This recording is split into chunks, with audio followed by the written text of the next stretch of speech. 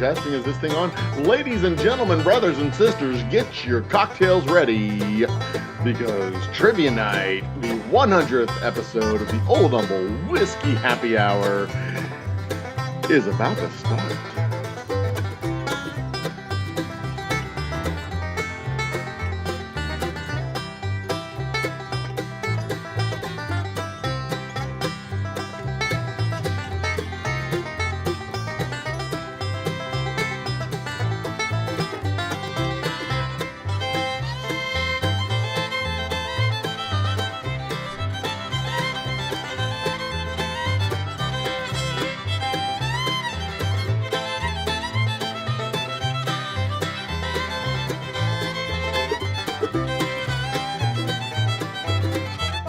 A little ordinary? Is it lacking something awesome? Well, head out to your local liquor store and pick up something extraordinary. Grab a bottle of Old Humble Straight Whiskey or Old Humble Special Reserve. They're clean, smooth, easy drinking whiskeys that taste the way whiskey should taste. From humble beginnings to an extraordinary finish, Old Humble whiskeys are what your bar needs today. Walk tall, be awesome, and drink humble. Old Humble Straight Whiskey and Old Humble Special Reserve. Get yours today.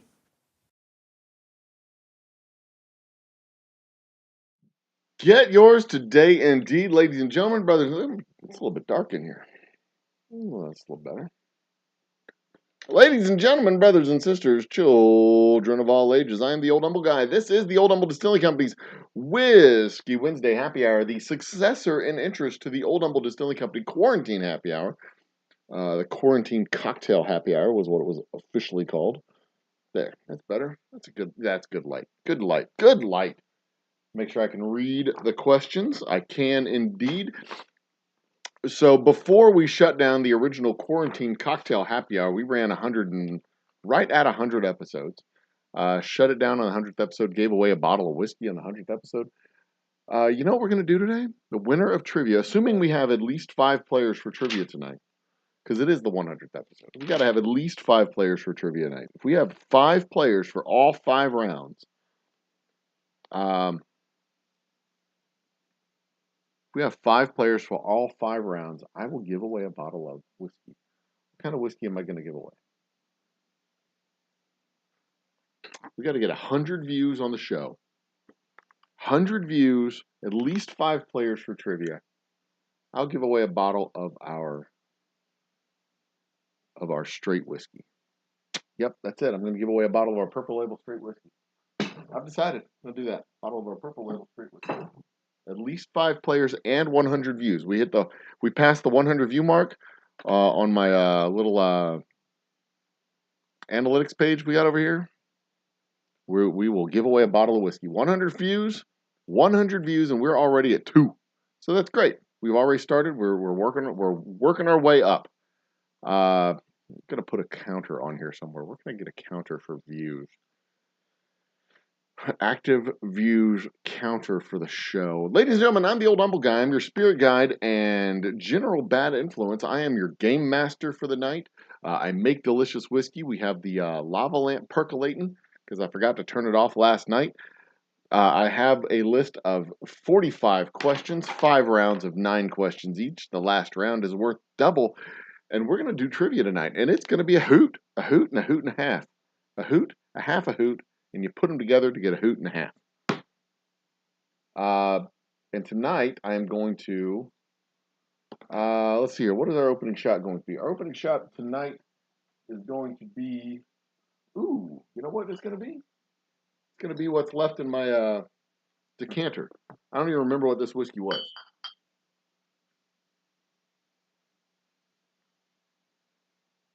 Oh, I do know what this whiskey was. I'm going to save this for another night. I don't want that to go out just yet. I remember that whiskey. I want to save that whiskey for something else. What do I want tonight? I'm going to do my special reserve. Yeah, that's what we'll do. A little special reserve from that particular bottle of special reserve. So grab your glass. Join me in our opening shot. Pew pew. Opening shot.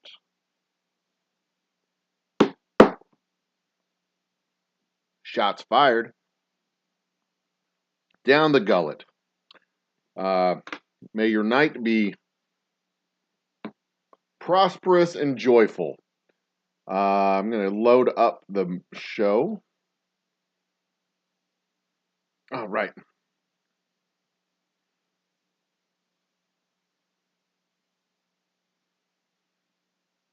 I'm going to load up the show here on my little TV box that I hold in my hand, which is an iPhone, actually.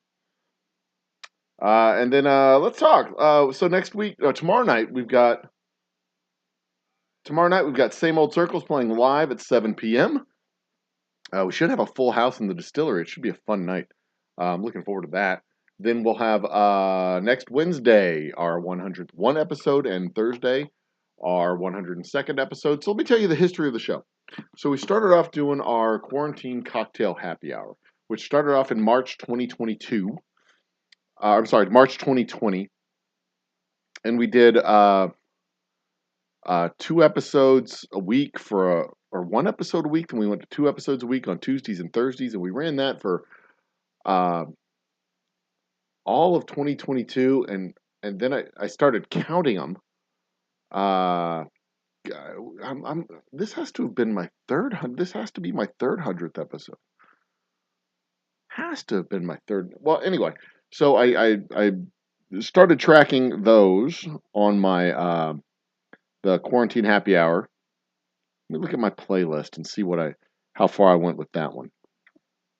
Because we did our original quarantine happy hour, and then we switched over from the quarantine, and that was mostly interviews and music and all kinds of fun stuff on that one. And then I switched over from the quarantine cocktail happy hour, because that was 100 episodes. We did that. The 99th episode was I had to be called away, so we switched the 99th episode. We did the 99th episode twice, I think. And Jeff with a G did the 100th episode, the first 99th episode, and then I did the 100th episode. Because we reversed it, I think. I can't remember what I did, but we did the 99th episode twice, if I recall. We definitely did the 100th episode, and that was on the first 100th episode we did of a cocktail happy hour was, what day was this? June 24th, 2001. So June 24th, 2001 was the first 100th episode. We closed it down for about 6 months, and then we restarted the happy hours with the newly retooled, redesigned Whiskey Wednesday, or Wednesday happy hours. Whiskey Wednesday, whatever I called it. I don't remember what I called it. And that had to have been November-ish of last year. Had to have been. No, it had to have been like September or so. When was the first redone happy hour? Wednesday, Thursday night happy hours with Lisa. We were doing it with Lisa. That would have been, I'm looking for it, Whiskey Happy Hour 2.0. There it is. It actually shows 102 episodes specifically. Episode 1 was September 9th, 2001. So we shut it down for 3 months, from June 24th to September. So September 9th, 2001 was the first Old Humble Happy Hour 2.0 with me and Lisa. And now we have officially crossed the 100th episode mark. It is a testament to perseverance. It is a testament to stubbornness. It is a testament to, I don't know, kind of doing something right, I think. Because I as long as I have an audience, I'll keep doing it. But we kind of stumbled into the trivia nights on Thursday nights, and kind of stumbled into a pattern. Cheers, Mike Carrier. Welcome to the party. As well as Sunflowers. Welcome to the party to you too, milady. But we kind of stumbled into a pattern of things that worked. On Wednesday night, the open forum, Thursday night trivia, Wednesday night open forum, Thursday night trivia, then Friday night's music, Wednesday night open forum, Thursday night trivia, Friday night music, and we just kind of kept the cycle going. We took a few weeks off here and there. A few days off, few weeks off. Lisa has come and gone. And she has been a valuable asset to the team. With her unhinged segment that she adds to the show, and it's been a fun ride. It has been a fun ride. I've managed to do all 100 of these episodes without a single interview show. Without bringing in anybody else to interview. Not doing an open forum or doing open forums, but not doing an open panel, not doing anything like that. It's literally just been me and the camera, and you find folks over in chat, and let's just talk. Let's do a thing. Let's keep this thing going. Let's have a conversation. Let's have some drinks. Let's enjoy ourselves. It's a happy hour after all. We don't want to get all upset and mad and start a fight. Now, vibrant discussion and energetic talks back and forth. Yeah, we can do that. That's fun. But it's a happy hour. What it boils down to is we're here to have fun. And we've managed to do it 100 times since September 9th, 2001. It is now December 8th, 2022. So from September 9, 2021 to December 8, 2022, we have pulled off 100 shows. So props to you fine folks for keeping me doing this. We've had some stuff happen along the way. Retrospective time. Shall we do some retrospective? So again, we're not going to do a retrospective. I don't want to look back at the bad shit that's happened over the last year and change. I'd rather not. But what we can do is repeat the fact that if we have 5 people in trivia tonight and 100 views on the show tonight, I will give away a bottle of whiskey. 100 views on the show, and 5 people playing trivia. We will get 1 bottle of whiskey, giving away a bottle of our straight whiskey, the nice, delicious purple label. We're not giving away any bottles of the Boomtown Bourbon. Not yet. Not yet. That has to wait until springtime. Yeah, that's gonna have to wait until springtime because I'm a cruel, evil master who forces people to jump through hoops and do things. If you're in for trivia, let me know down in comments. Let me know down in chat if you're in for trivia. We're not going to start trivia for another. Well, we should be starting it right now, to be quite honest. But we're not going to start trivia until we have people ready for trivia.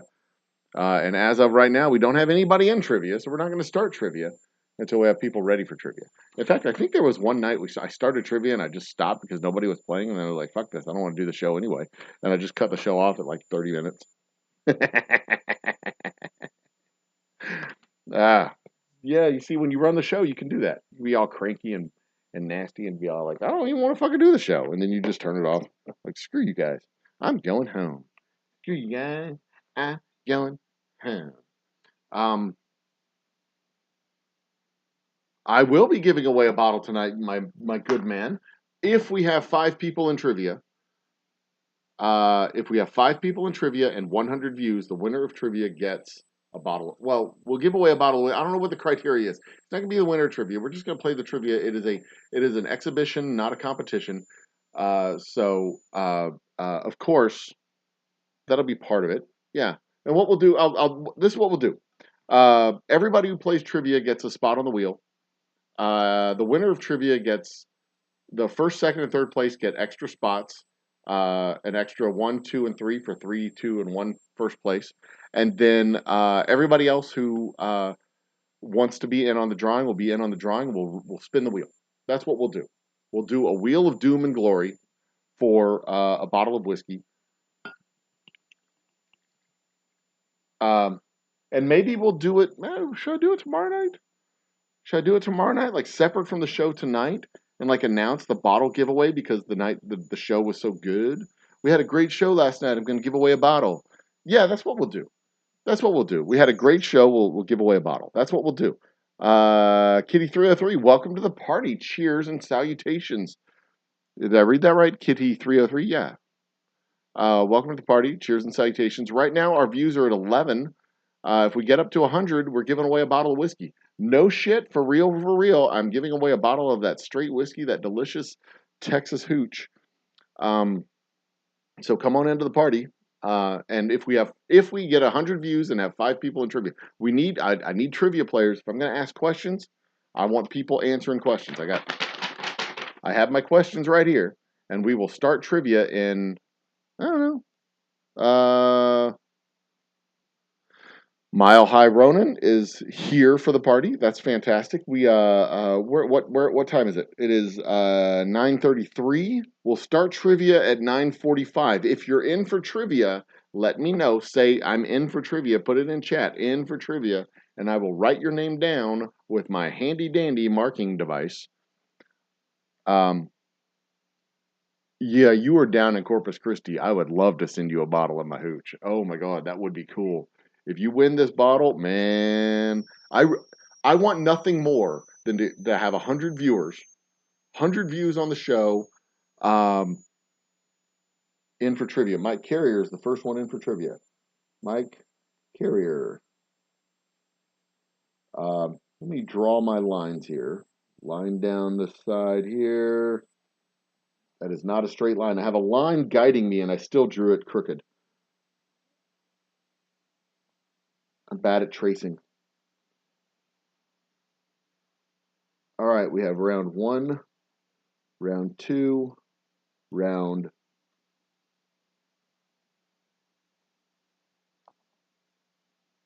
round 1, round 2, round 3,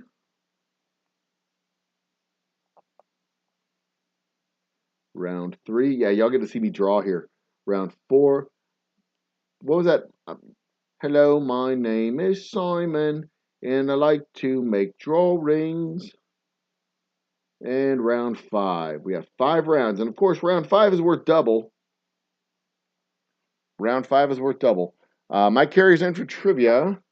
100 views, and to look at the tally so far, we are at it's laggy. We're at I think 12. We've gone from 10 to 12. Awesome. So Sunflowers is in for trivia. Sweet. Draw the line there. Sunflowers. Draw her line there.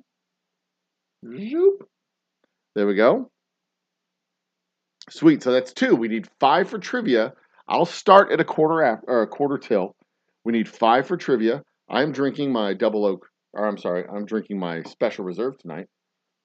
But once the questions start, the drinking kind of slows down because I'm reading and interacting and doing stuff. And then I mean, I'm a good host. I try to be a good host, right?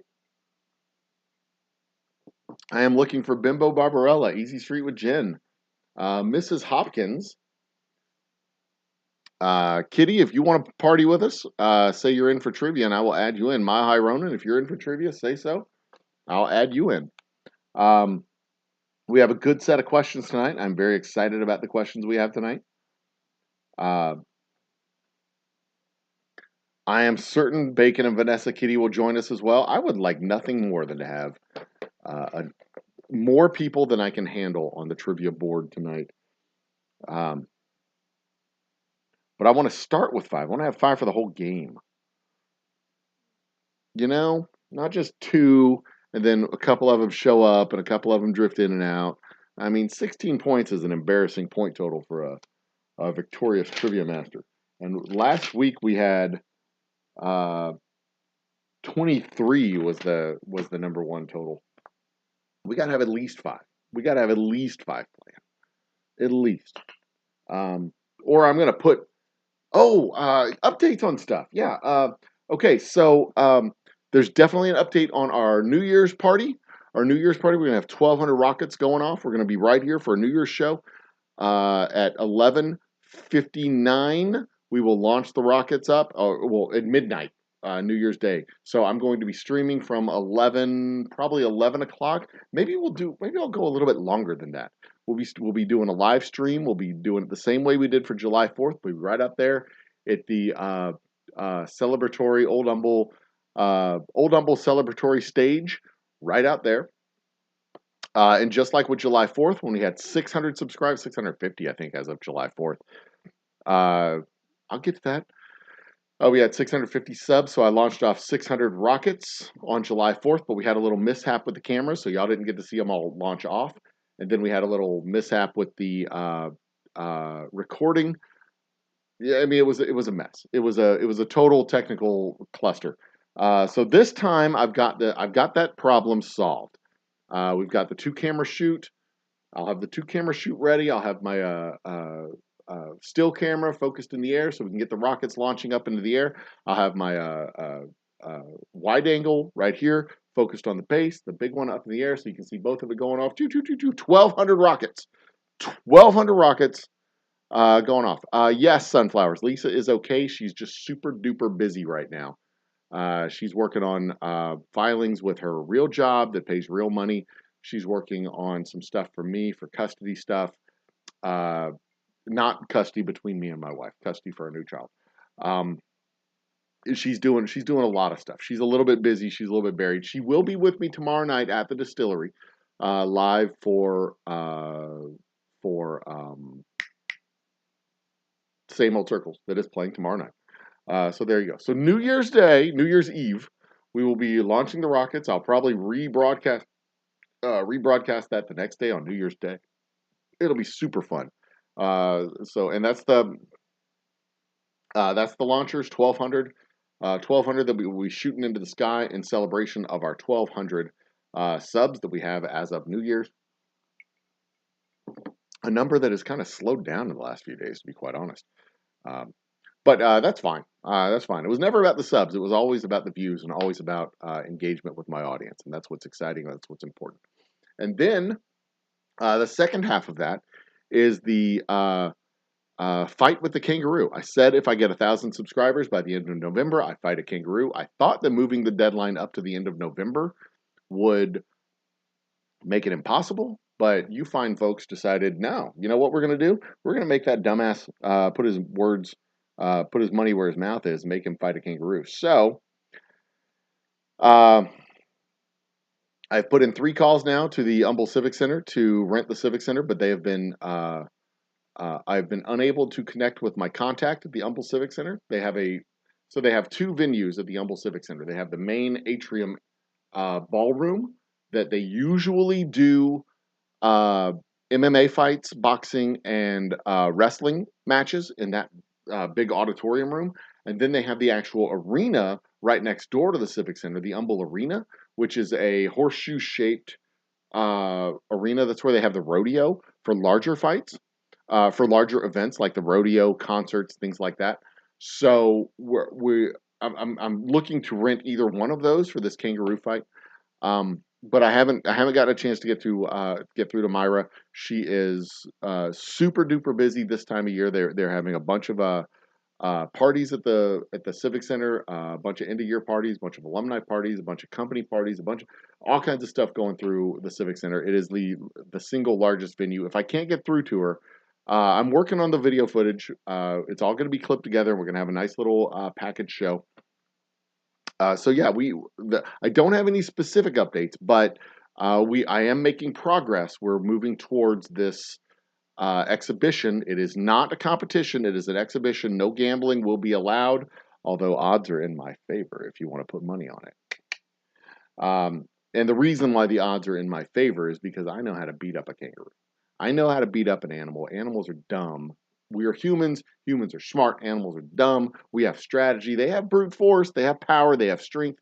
Granted, you want to avoid the feet. You want to avoid the tail. You want to avoid the guns and ladders and things that they can pull out of their pouch. You know, the last thing that I want to happen is him to pull this mallet out of his pouch and hit me with a mallet. That would be disaster. So you know, but we're smart. Humans are smart. People are smart. We have on our side the intrinsic ability to outthink our opponent. And you know, when the kangaroo wants to get a little jumpy, a little squirrely with me, I'll be able to you know, dodge, jive, and bap, cross. Yeah. So I'm not worried about if I've been training properly. We have a heavy bag in the garage that I have been montaging on. And montaging, for those of you who don't know, in the 1980s and 1990s, pretty much any movie in the 1980s and 1990s, when you had to train for train for some kind of an event, train for a fight, train for a skiing competition or whatever, the producers would have a lively 1980s heavy synthesized, heavy electric guitar song over a montage of you training. Like, think Eye of the Tiger, Rocky running up the steps of the Philadelphia Public Library. think that, running around chasing chickens, doing all that. Think Rocky Balboa. But yeah, that's what I've been doing. I've been montaging with that. I've been turning on the 1980s music, punching the heavy bag, going out for brief 15 to 20-second runs, because that's how long the montage is, 5 to 10 seconds. And then you cut to the next clip of doing push-ups for, you do 2 or 3 push-ups, and then you cut to the next clip of uh, jump rope, and then you cut to the next clip of putting the heavy bag, then you cut to the next clip. And that's how the montage works. And I do, about 30, not even 30 minutes, usually like 5 to 10 minutes of this. And that is a good solid 6 months worth of workouts jammed right in there into a 30-second clip. And that's what's going to put me over the top when it comes to fighting this dumb subhuman species of creature from another continent. This subhuman species of creature that just sits there, smokes their stupid cigarettes, wears their gold chains and their stupid red vest and their dumb hat, and hits on your girlfriends, and just generally is a ne'er do well. And I'm gonna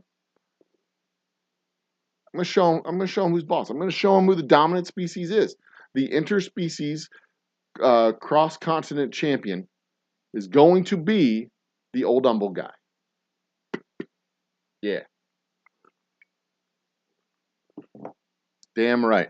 All right. So who else is in for trivia? I've got 2 names in for trivia right now. If I don't get 5 names, we're not giving away a bottle of whiskey. Who do we got? I'm ready to go. It is 9:45 on the clock. Who is in? Who's not?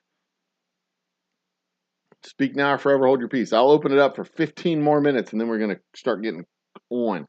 It occurs to me. I start the show generally an hour earlier than I start my Wednesday night happy hour. Maybe I should just go ahead and start this show at 10 o'clock on Thursdays. Maybe that's what I should do. I mean, if Lisa's not going to be able to make it, I should just start at 10 o'clock anyway. I mean, she's busy. On nights that she'll make it, I can do it at 9. Or she can pop in for 30 minutes or however long she wants to be here, do her unhinged, and then go. That's fine. That works out good for everybody, I think. I mean, not for her, but it works out good for y'all. But yes, sunflowers. Lisa is okay. She is quite okay. She is, in fact, she is awesome. Do I have 6 rounds on here? Hang on a second. Round 1, round 2, round 3, round 4, round 5 is all of that page. Yeah, we're good. Okay, I got 5 rounds. Oh, you know what's going to be funny? Check this out. Oh, sorry about that. See if she comes. She hates it when I do that. It always makes me laugh.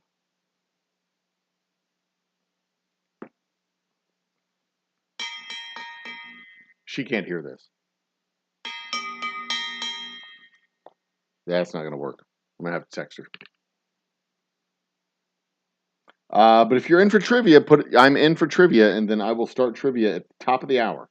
I will start trivia at the top of the hour. If you're in for trivia, say you're in for trivia. I need to see it in chat, and we will start trivia at the top of the hour. I realize I'm looking at top chat, not live chat. Let's get everybody in. I've got Mike Carrier, and I've got Sunflowers. Who else wants to be in for trivia? Who else wants to be in for trivia? I'm going to text my lovely wife that I have good news.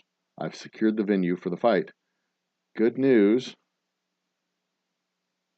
I secured the Civic Center. I haven't secured the Civic Center yet, but I'm not going to tell that. For the kangaroo fight. I didn't think think they'd say yes, but I just got the email. The email. I just sent her that text. Didn't think they'd say yes, but I just got the email. You see that? Yeah. Okay. See what she says. She's gonna come in. She's gonna be yelling. She's gonna be like, "No, you're not gonna do a kangaroo fight. You're gonna get killed."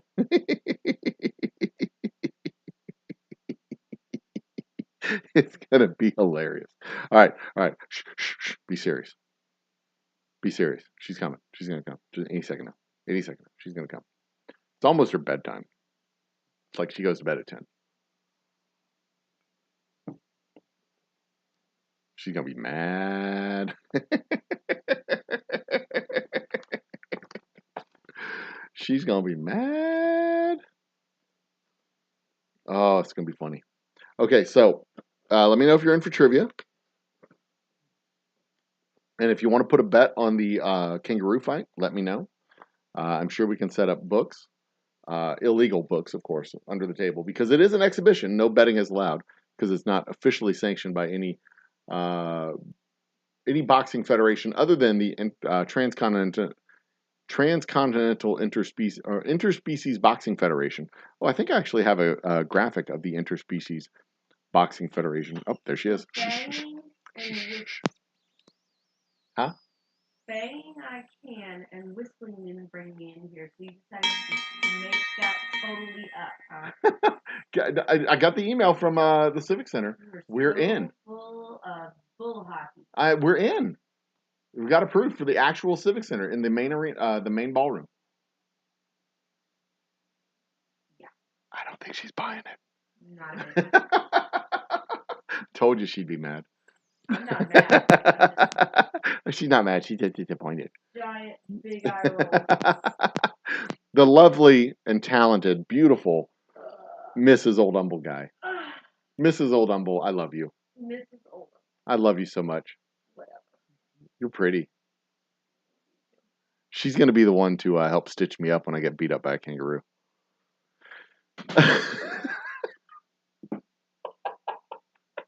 She just slams the door and walks off. 10-1 odds on the kangaroo. That's not even fair, Mike Carrier. Come on now. Come on. 10-1? Jeez. I'd give him 15 or 20, to be quite honest. I think I have my money on me. I am fucking around. My money's on me. I expect to beat the piss out of that kangaroo. Because I'm quick. I'm quicker than I look, and I'm wiry. I'm quick and I'm wiry underneath all this blubber. I got muscle, man. I got muscle. Yeah, I got some solid foundation underneath all this. I may look pasty and doughy from the outside, but from the inside, I'm also pasty and doughy. But I have muscles on top of that paste and dough.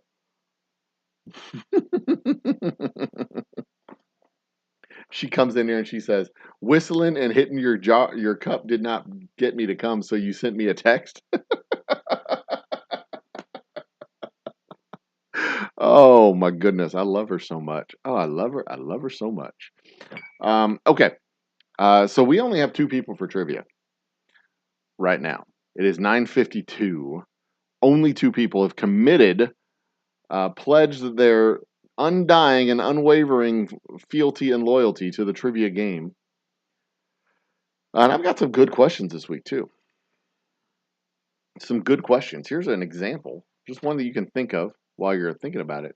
What geometric shape is generally used for stop signs? See, y'all are going to get good. These are not like deep thought questions. These are good questions that y'all are going to know the answers to. These are like middle school trivia questions. Not to say that y'all are dumb like middle schoolers, because y'all are smart like middle schoolers.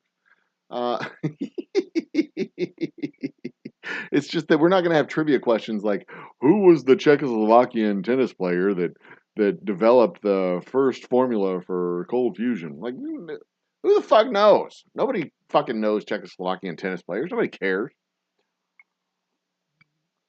Mike, I'm not going to give you the answer to the question, but I'm just you can think about it until that question comes up into the trivia round. I'm not even going to tell you what round it is. You're just going to have to think about that. Ponder it and hold this information in your heart and ponder it as your spirit sings in joy, knowing that possibly know one answer, and the whole you will get at least 1 point. Possibly get at least 1 point. You may not get this one right, but you may get possibly at least 1 point in the entire game of trivia.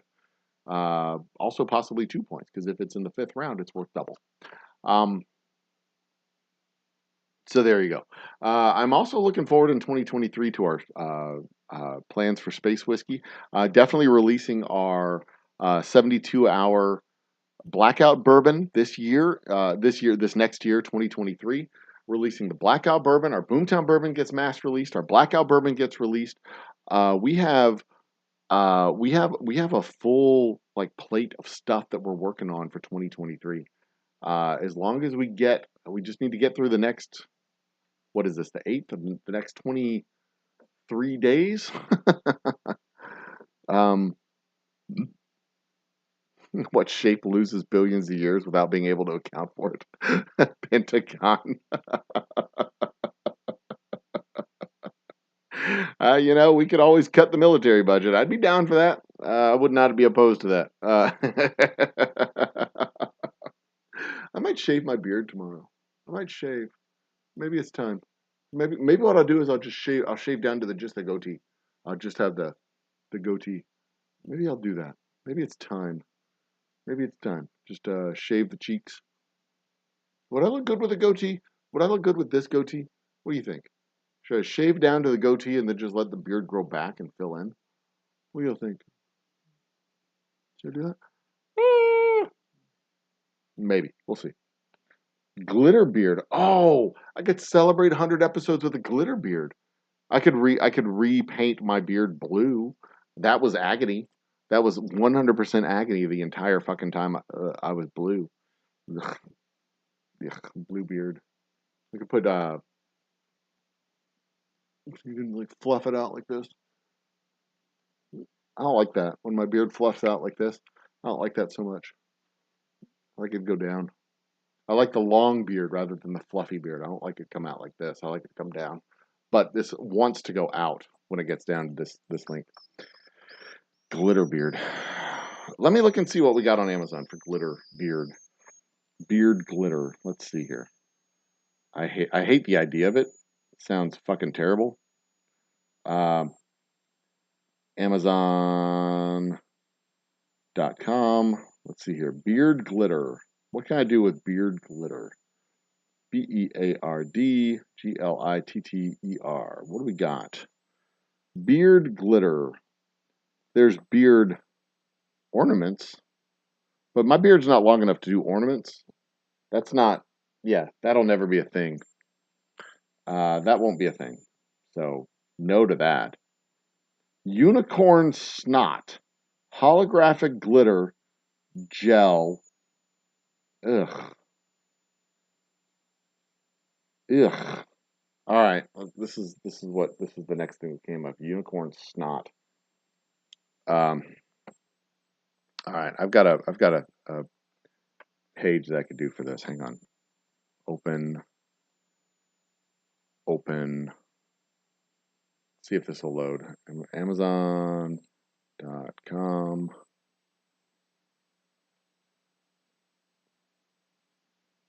There it is. We'll just go to there.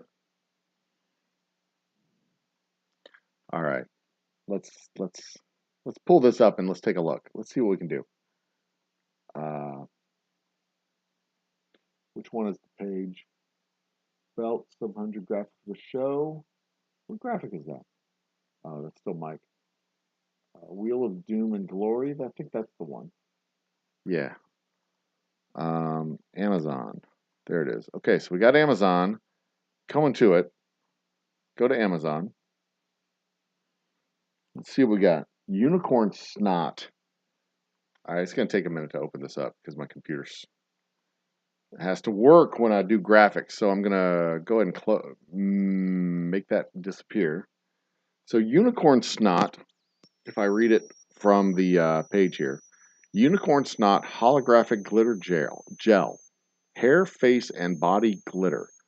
Christmas gift ideas, stocking stuffer, Christmas glitter, makeup for holiday face paint, vegan and cruelty free. It's vegan free? Okay.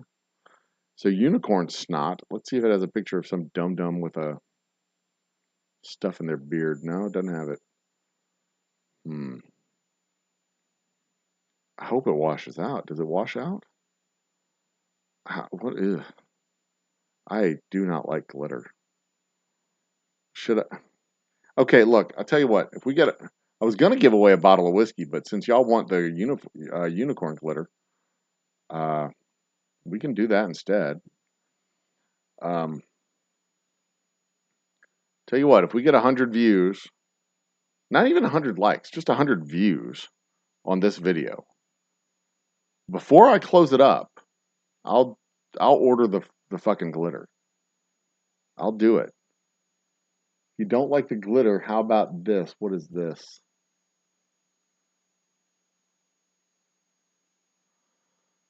Uh, okay, hang on. Come on. We're going to come back to Amazon real quick. Show you all this unicorn snot crap.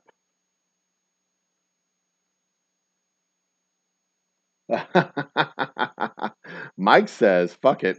He wants the whiskey. I'm with you. I'd rather do the whiskey than the fucking unicorn glitter shit on my face. I do not like the idea of glittering my beard. I mean, how am I going to? I'll tell you what, I'll do both. I'll do both. We get 100 views. We get 100 views and 5 people playing trivia. It's 10 o'clock. I don't think we're going to get 5 people playing trivia. This is the unicorn glitter, the unicorn snot crap. There it is. Come on. Where's it at? There it is. Unicorn snot face and body glitter. But they don't have any it's like some goopy shit over here. It's pink. Ugh. No me gusta. No me gusta. Thank you very much. Now. No me gusta. No me gusta. Thank you. Thank you very much. No, I don't like it. I don't like it. It's only $13, $14, whatever, but I do not like. Daddy no likey. All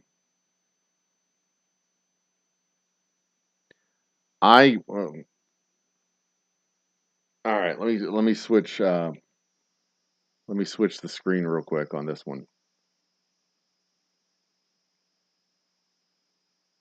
No me likey. No me gusta. No me gusta. No me gusta. No thank you. Thank you, but no thank you. Gracias para no gracias. I really don't like this, but for fan service, we've hit our 100th episode. For fan service, if we hit 100 likes on this video or 100 views on this video, we haven't hit 100 views on a trivia night ever. If we get 100 views on trivia night, I will put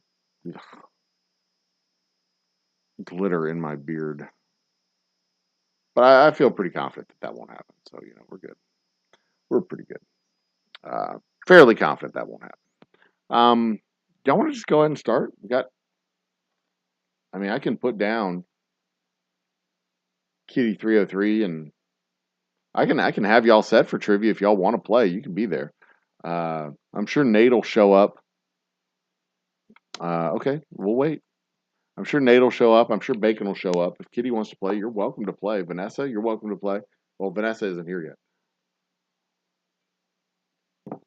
Bimbo Barbarella said she'd be here tonight. I don't see her. I really don't want to put glitter in my beard. Y'all have no idea how much I don't like glitter. I despise it. I've done glitter bottles. I've done bling bottles, glitter bottles. I've done that shit. Nate has 2 of them, 3 of them. I think he has the full set of bottles that I did. I hated doing it. Every second that I did it, I hated it. But I'm willing. I'm absolutely willing to do it. I'm willing to put myself through a thing that I hate. Because I love you people so much. No, but for real, I do. I do appreciate my viewers. I do appreciate the time that y'all spend with me and that I spend with y'all. This is this is really a good time. It usually is the highlight of my week. I shit you not. It usually is the highlight of my week. The Thursday night trivia, the Wednesday night happy hours, and the Friday night live music. Those are my week crescendos into Wednesday, Thursday, Friday. Saturday and Sunday I usually spend with the family, which I love doing. I love my family. I actually find them to be pleasurable to be around. I like them. Which is a rare, rare treat and rare occurrence in the world that people actually like their family. But I do. I like my family. I like my kids. I love my wife. I like my wife too. And I love my kids. I love my kids and I like my kids. I like my wife and I love my wife. I enjoy spending time with those people. So Wednesday, Thursday, Friday, I spend with you fine folks. Saturday, Sunday, I usually spend with those fine folks. And Mondays, I usually spend with myself. Take the day off on Monday and Tuesday, Wednesday. Tuesday all day. I'm usually out driving around, meeting bars and restaurants, and dropping off information and doing stuff at the distillery. Wednesday, Thursday, Friday, it's back at it at the distillery and back at it on the YouTube. So there you go. Yes, Sunflower, it is going well with the new addition to the family. He's a really good kid. In fact, he was promoted. He's in JROTC, and he was promoted to sergeant yesterday. I'm very proud of him. My oldest, now our second oldest son. I need to relearn the language because now I have a new oldest. Our new oldest son, our oldest son, our second son, our first son. I don't know how to. It'd be our first, our oldest, my oldest, and my youngest. I guess is how I would describe them. Because because the new one is our kid, but then he's my kid, and my lovely wife would say my kid. He's like all of our kid, because the new kid is really all of our kids.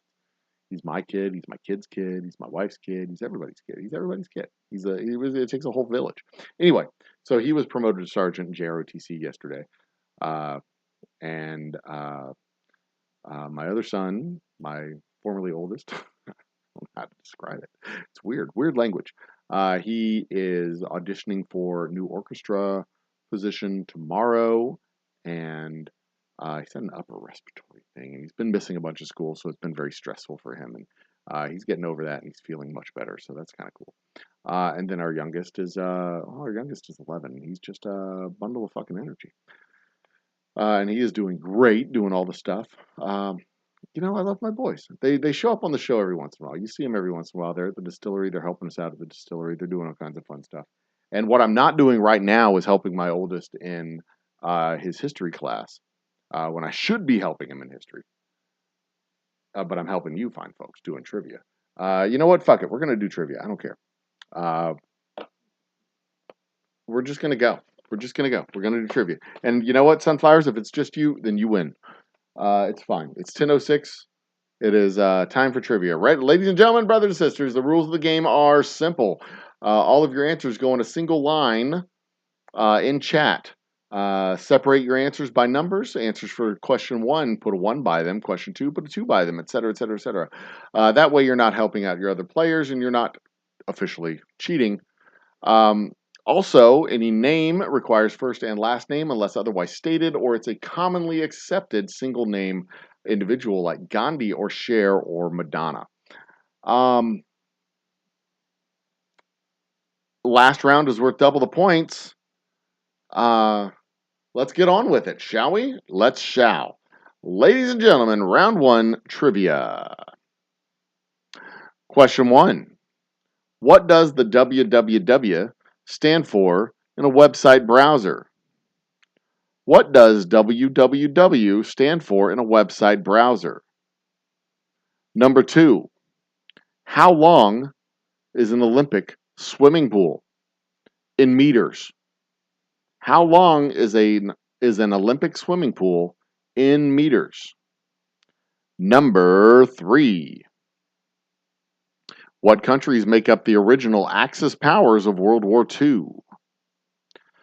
What countries make up the original Axis powers of World War II?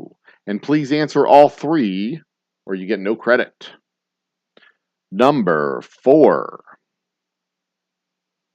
Which country do cities Perth, Adelaide, and Brisbane belong to? Which country do the cities Perth, Adelaide, and Brisbane belong to? Number 5. Are we on number 5? Number 5. What geometric shape is generally used for stop signs? What geometric shape is generally used for stop signs? Number 6.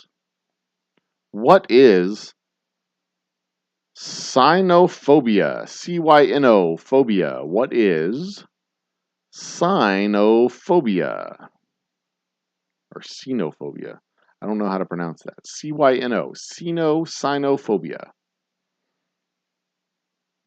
Number 7. What punctuation mark ends an imperative sentence? What punctuation mark ends an imperative sentence? There are 2 possible answers for this one. Either one will do. You don't need them both. Either one will work. Number 8. Who named the Pacific Ocean? Who named the Pacific Ocean? And finally, number 9. How many languages are written from right to left? How many languages are written from right to, that's backwards, from right to left? Is that right? Yeah, I think that might be right.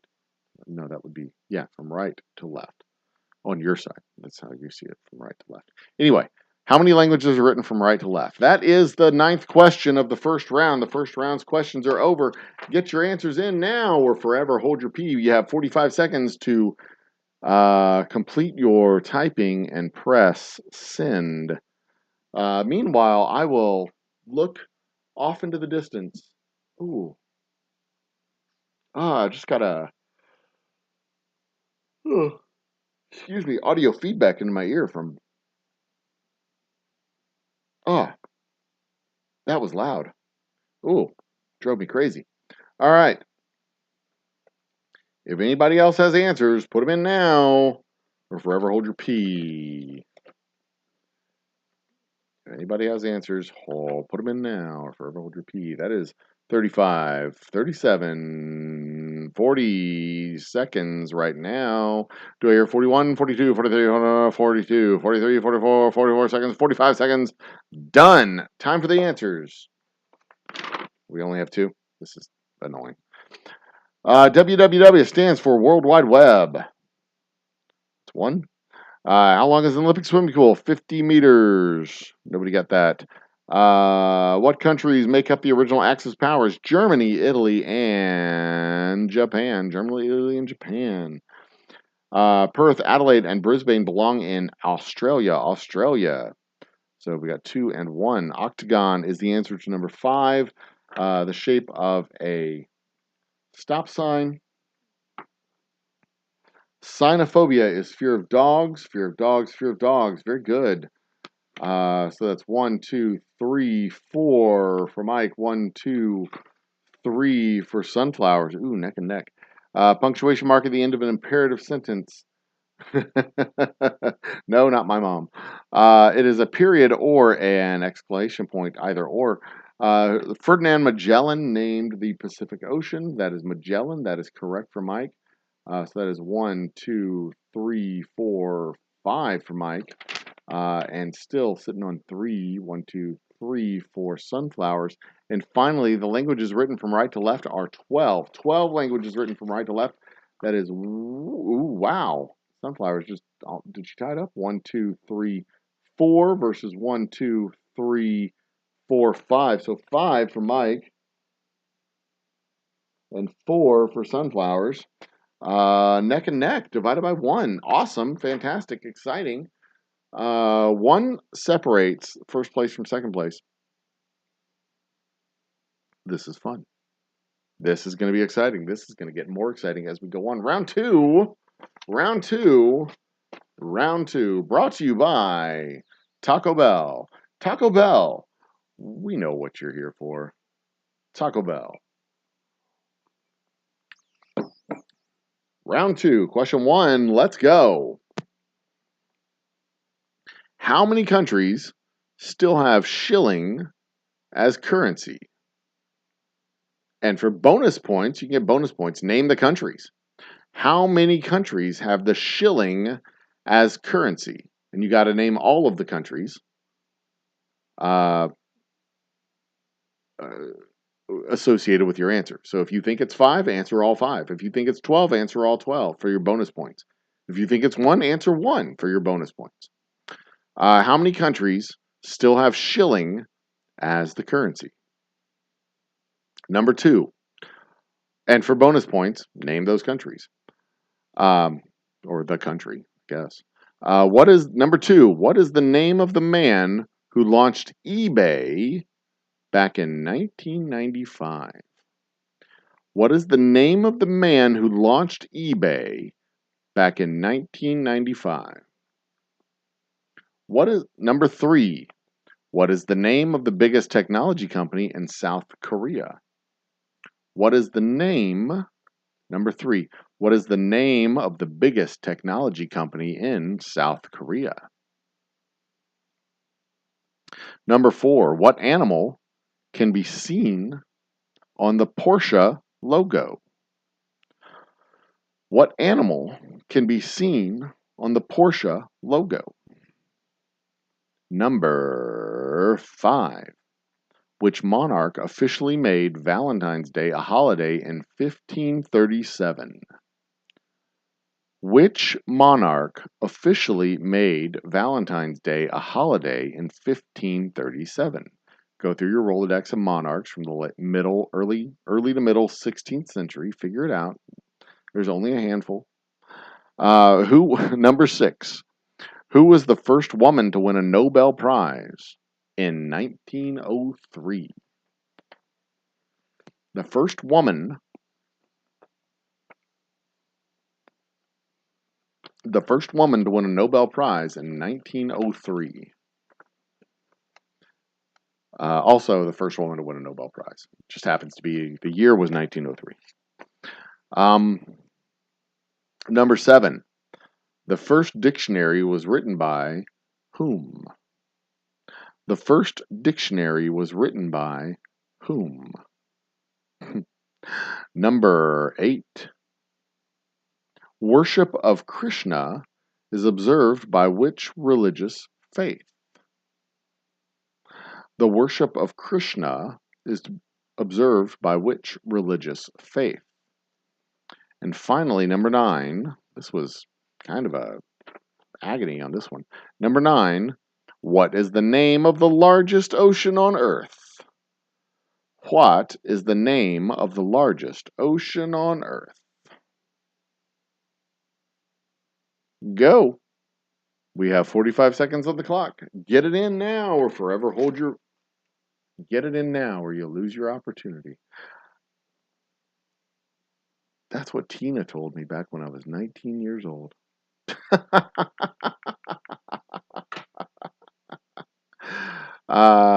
Tim is in the party. Welcome to the party, Tim. Let me add you to the roster. Tim,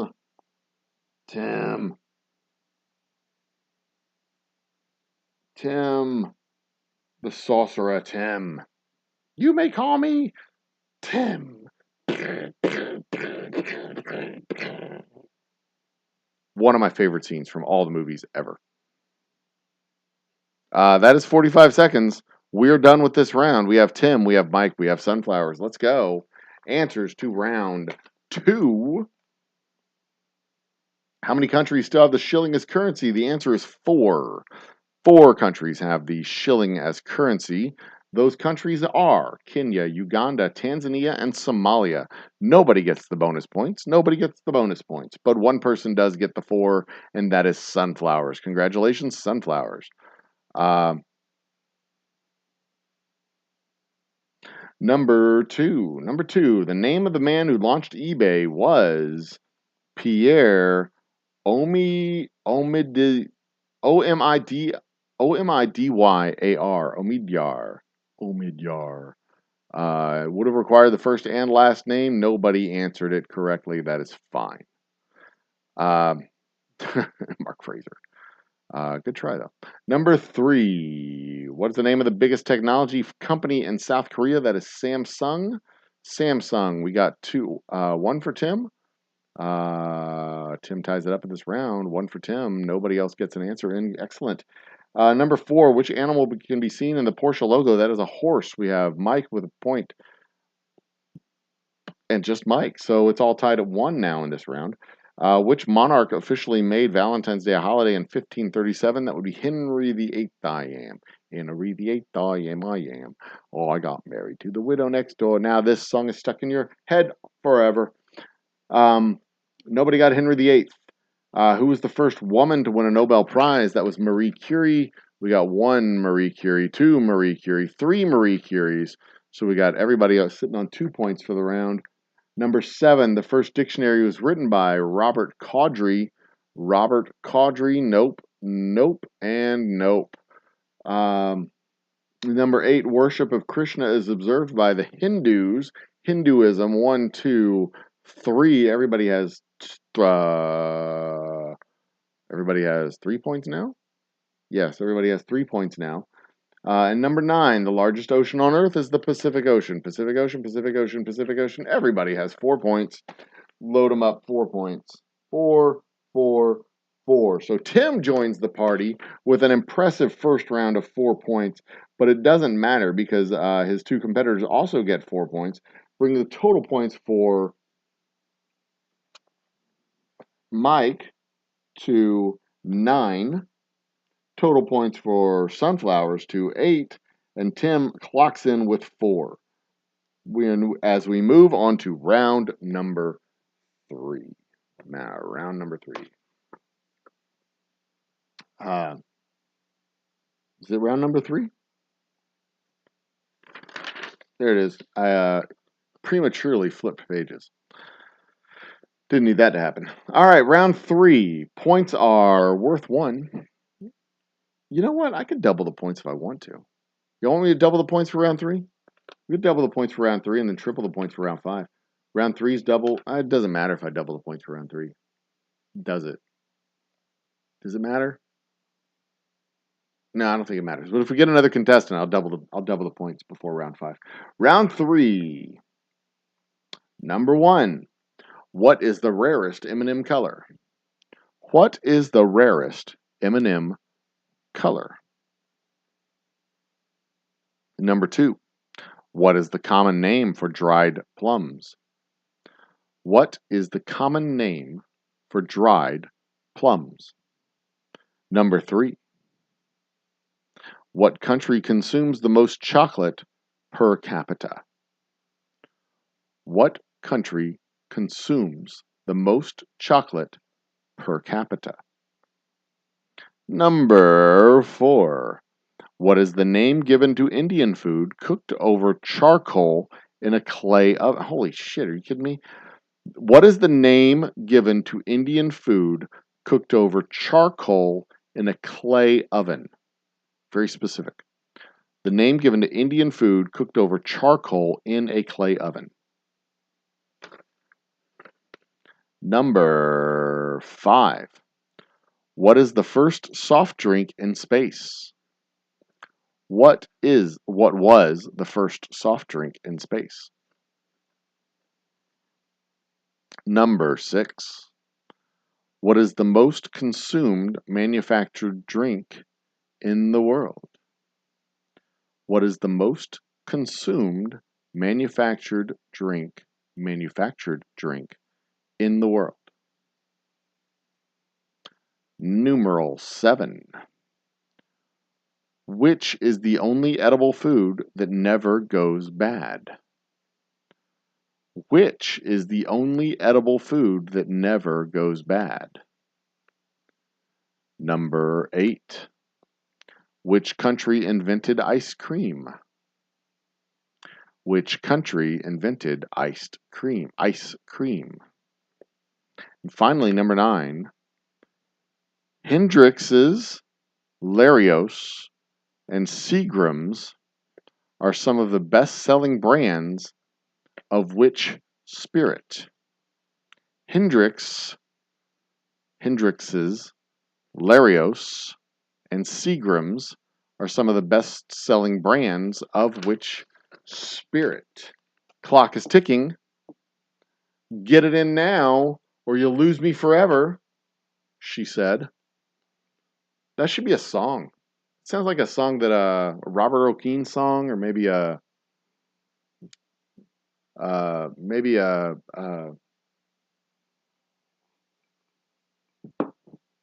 yeah, some kind of might be a rock, one of those metal bands. Get it now, or you lose me forever. It could totally be that. Nice driving bass beat to go with it. Good solid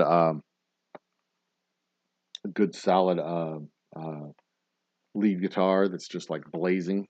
Get it now, or you lose me forever. All right, that's 50 seconds. We're done. Time for answers. I've got Mike. I've got Tim. I've got Sunflowers is probably looking up the final answer with her Google. So let's get going. Number 1, round 3. The rarest M&M color is brown. There it is. There she is. Brown. We got blue. We got yellow. We got brown. Sunflowers gets the point.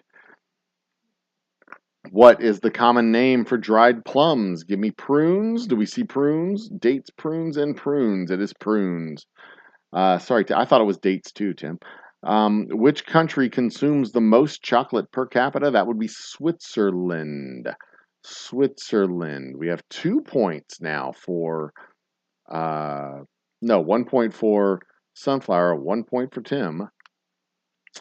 Mike is a big goose egg right now.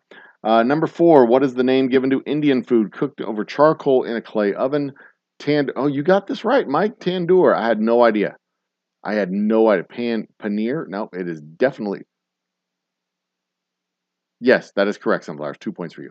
Tandoon is the answer. So we've got 1 for Mike, one for Mike, and that's it. Just 1 for Mike on this round, or this question.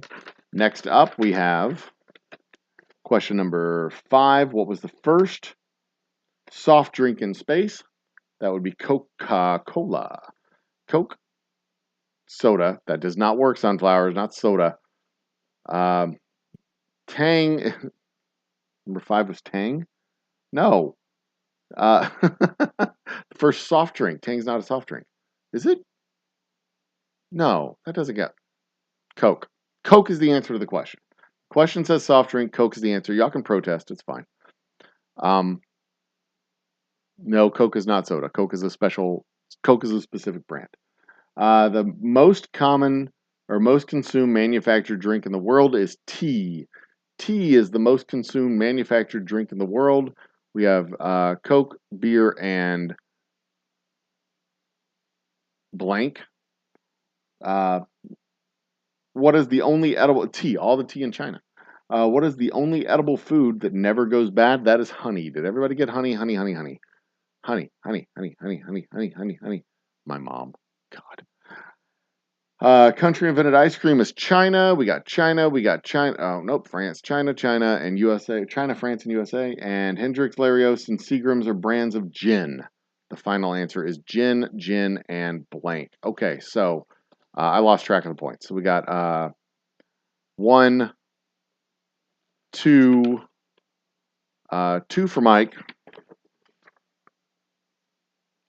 2 for Mike Carrier. Sunflowers got brown, 1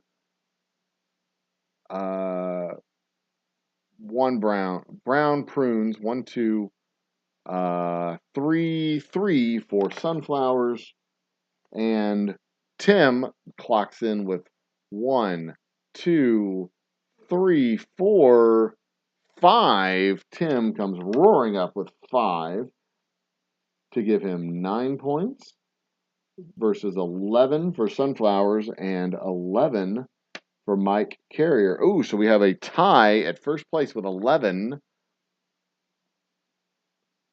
and a very strong showing in second place for Tim with 9 total points. Holy shit, this is exciting. I wish we had like 9 other people. Of course, the other 9 people wouldn't fucking matter. We have a exciting race right here for first place. And that's what matters. Round 4, let's get this going. Round 4, question 1. What is the first toy to be advertised on television? What is the first toy to be advertised on television?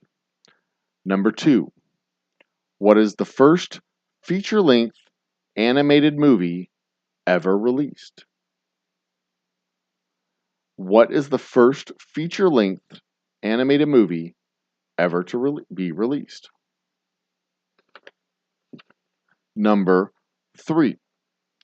What TV series showed the first interracial kiss on American network television? What TV series showed the first interracial kiss on American network television? Number 4. What were the 4 main characters in the TV series Golden Girls that ran from 1985 to 1982? I'll give you a point for each name. It asks for the 4 main characters. I'll give you a point for each name. There's 4. Number 5. If I'd have read this question before I printed it, I'd have eliminated this question. Anyway, that was number 4. Number 5. Who created Sherlock Holmes? Who created Sherlock Holmes? Number 6. What awards has an EGOT, E-G-O-T, EGOT winner won? What awards has an EGOT winner won? Number 7. Number 7. Which member of the Beatles married Yoko Ono? Oh no. Which member of the Beatles married Yoko Ono? Number 8. What are the names of Cinderella's stepsisters? What are the names of Cinderella's stepsisters? Stepsisters. Points for each. 2 points total.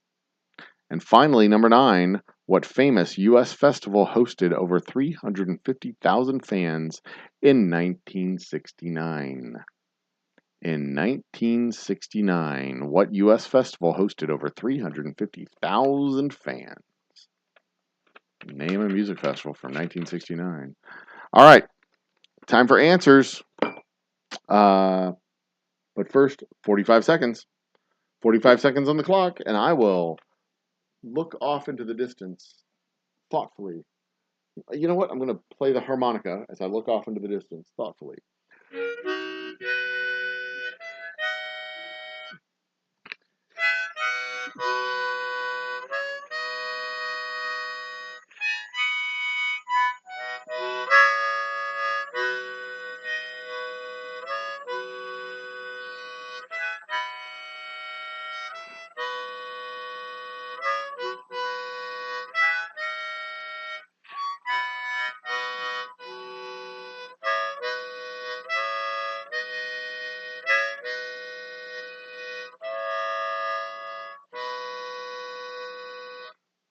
That's 45 seconds.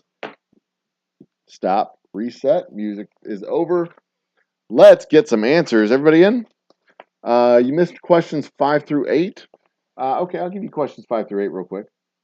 That's round 2. Round 3. Round 4. Question 5 through 8. I'll give you one more chance, 5 through 8. Who created Sherlock Holmes? Who created Sherlock Holmes? 6. What is an EGOT? E-G-O-T. What awards are included in an EGOT? Number 7. Who married Yoko Ono? What member of the Beatles married Yoko Ono? And finally, Cinderella's stepsisters are named what? What are the names of Cinderella's stepsisters? All right. I kind of have a suspicion you only know 1 or 2 of those. Here we go. Round 4 answers. The first toy to be advertised on television. The first toy advertised on television, Mr. Potato Head. And of course, this says Mr. Potato Head from Toy Story, which is 100% incorrect because there are many toys that were advertised before the Mr. Potato Head from Toy Story. Because the Toy Story didn't come out until like the 90s, and the Mr. Potato Head from Toy Story wasn't advertised on television until after Toy Story came out. So clearly it was the Mr. Potato Head from before the Toy Story movies. Anyway, Mr. Potato Head is the answer to number 1. Number 2, first feature-length animated movie, Snow White and the Seven Dwarfs. Snow White and the Seven Dwarfs. Number 3, what TV series, first interracial kiss? That was Star Trek. Star Trekking across the universe. Star Trekking. Number 4, point for each of the 4 main characters named in the TV series Golden Girls: Dorothy, Rose, Blanche, and Sophia. Dorothy, Rose, Blanche, and Sophia. Number 5, the creator of Sherlock Holmes, Arthur Conan Doyle. Arthur Conan Doyle. Number 6, an EGOT is Emmy, Grammy, Oscar, Tony. EGOT, E-G-O-T, Emmy, Grammy, Oscar, Tony. Number 7, and that is a 1-point answer. They want to know all 4. You got to give all 4. Number 7, member of the Beatles who married Yoko Ono. That was John Lennon.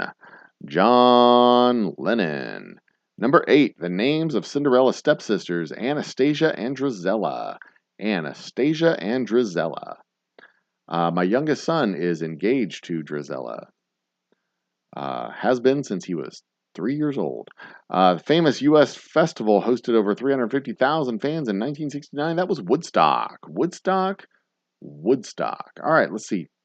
Who got... Y'all can give me your answers. Y'all can give me your total, by the way. We got 1, Blanche, Rose, Sophia, and Dorothy. There's 5 for sunflowers there. Okay, we'll start with 5, and then I'll come back to you. Okay, on to Mike. No.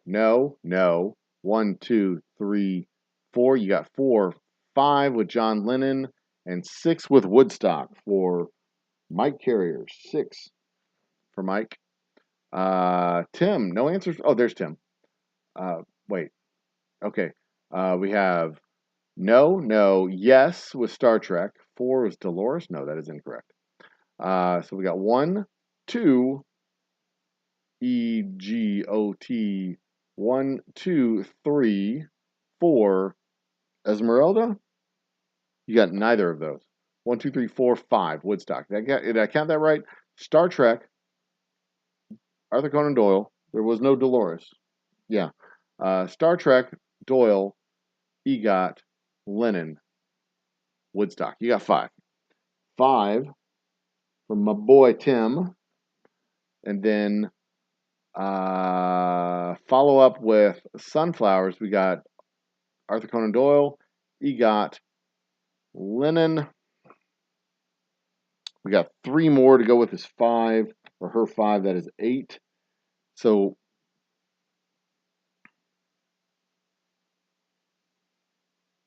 I can't give you credit for that. It's got to be 7. Because I've said first name, last name, unless it's a generally accepted one named individual. And Lennon is not a one named individual for. Did you get Woodstock? You didn't get Woodstock Sunflowers. Oh, there it is. I see Woodstock. Okay, so you got 8. You did get 8 after all. Lennon is not a generally accepted single name. It is John Lennon of the Beatles. But that doesn't matter because 17 for Mike Carrier, 19 for Sunflowers, and we got 14 for Tim. Tim the sorcerer. I know many folks that call him Lennon. Yeah, I know many folks that call him Lennon too, but there was also another Lennon in the 1950s and 1960s. Lennon is John Lennon with the Beatles. He also has a son, Julian Lennon. There's several Lennons. I am saying, I am Mr. Picky when it comes to these things. I said the instructions clearly in the beginning. First name, last name, unless it is a commonly accepted, and that is not commonly accepted as a single name individual. Now, the great communist dictator Lenin was a commonly accepted single name individual, but the musician Lenin, well, like I said, 1 point doesn't matter. You're fine. Now, if you lose by 1 point, it would be hilarious, but there's no chance for a three-way tie going into the fifth round. There is a chance for a two-way tie because we have 19 in first place, 17 in second place, and 14 in third place with Sunflowers, Mike Carrier, and Tim bringing up the rear.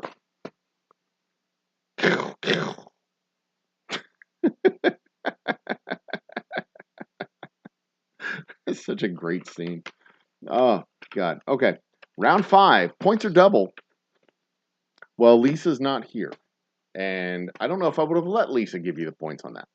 I might have taken them off in the official score. But again, it's not going to matter. It's not going to matter unless it comes down to like you get like 23 and Mike ends up with 23, then it might matter. But Mike would have had you'd have 20. You'd have been tied with Tim, maybe. Well, we'll see. We'll see. We'll see if it matters. I am of the position that it doesn't matter, and if it did, you'd have put John.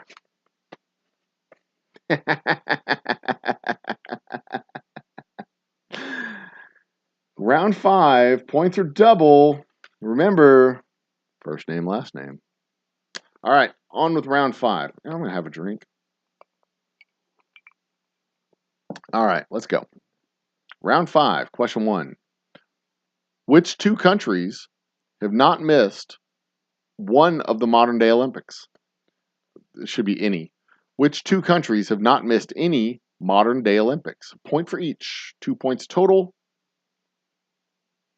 1 point possible. Number 2. Which is the only American football team to go a whole season undefeated, including the Super Bowl?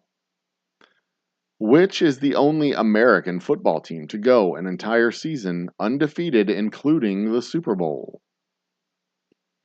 Number 3. Who has won more tennis games? I'm sorry. Who has won more tennis Grand Slam titles, Venus Williams or Serena Williams? Who has won more tennis Grand Slam titles, Venus Williams or Serena Williams? Number 4. Which country won the first ever Soccer World Cup in 1930? This is timely. Which country won the first ever Soccer World Cup in 1930?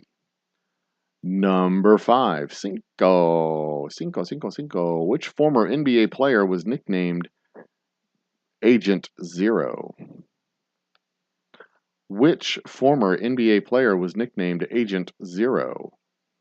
Number 6. Again, first name, last name.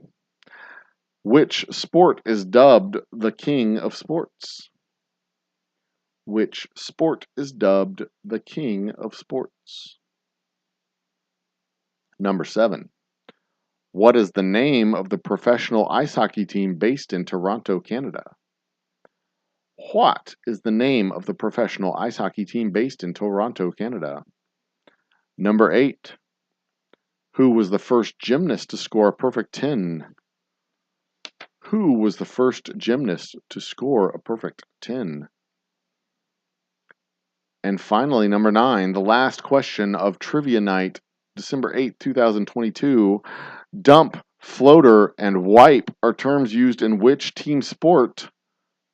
Dump, floater, and wipe are used in which team sport? And it is not team butt cleaning, in case you were wondering. That is not the correct answer. You can put that answer, but it will not be the correct answer. Just so you know.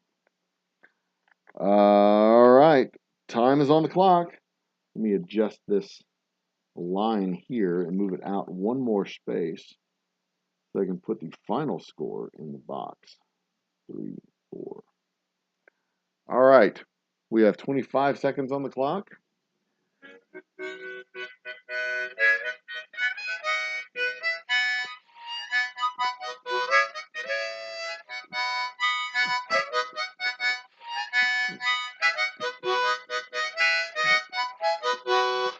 That is 45 seconds. Get your answers in now. And that is it. 47. I actually gave you 2 extra seconds. Let's go with the answers. Ladies and gentlemen, round 5, double the points, double the fun, double the pleasure, double mint gum. This round is brought to you by Double Mint Gum. Not really, but it would be cool if they did sponsor it. Which 2 countries have not missed a single modern day Olympics? That would be Greece and Australia. Greece and Australia. Number 2. Come on, sunflowers, get your answers in. What's going on over there? I'm going to count to 5. 1, 2, 3. There it is. Okay, good. Hate for you to not get points this round. You're in the lead. That 1 point might have mattered. Greece and Australia was the first answer. Number 2, the only American football team to go undefeated is the Miami Dolphins. Miami Dolphins, not the Chicago Bears. Technically correct, but not accurate. Miami Dolphins is correct. So that's 1 for Tim. 2 points for Tim, actually.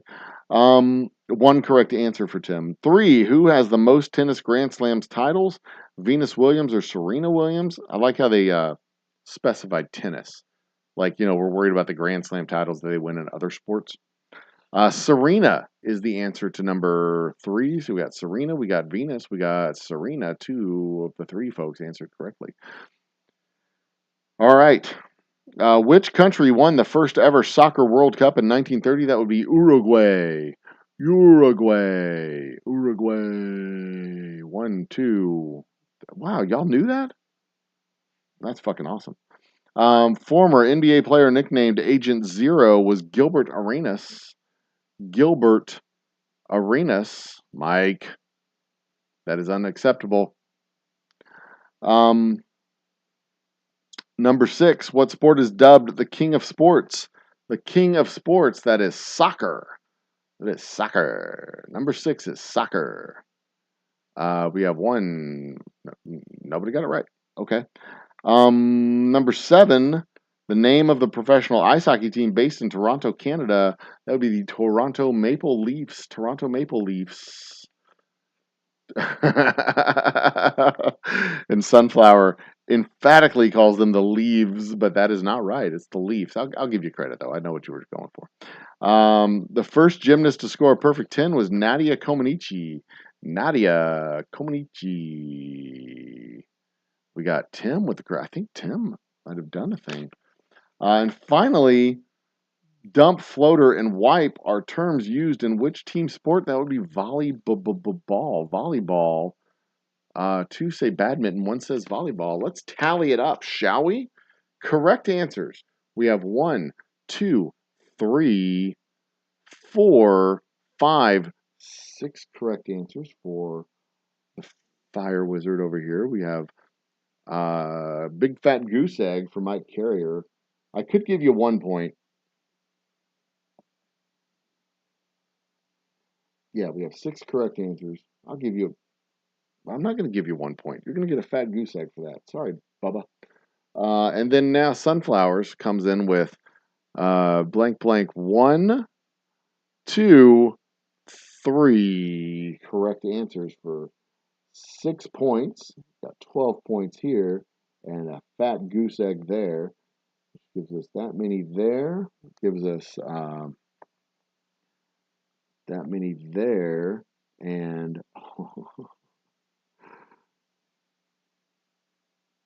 that many there.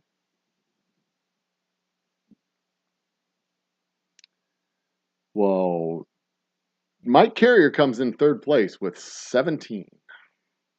Mike Carrier comes in 3rd place with 17. And a funny thing happens between 1st and 2nd place. We have a 1 point differential between 1st and 2nd place.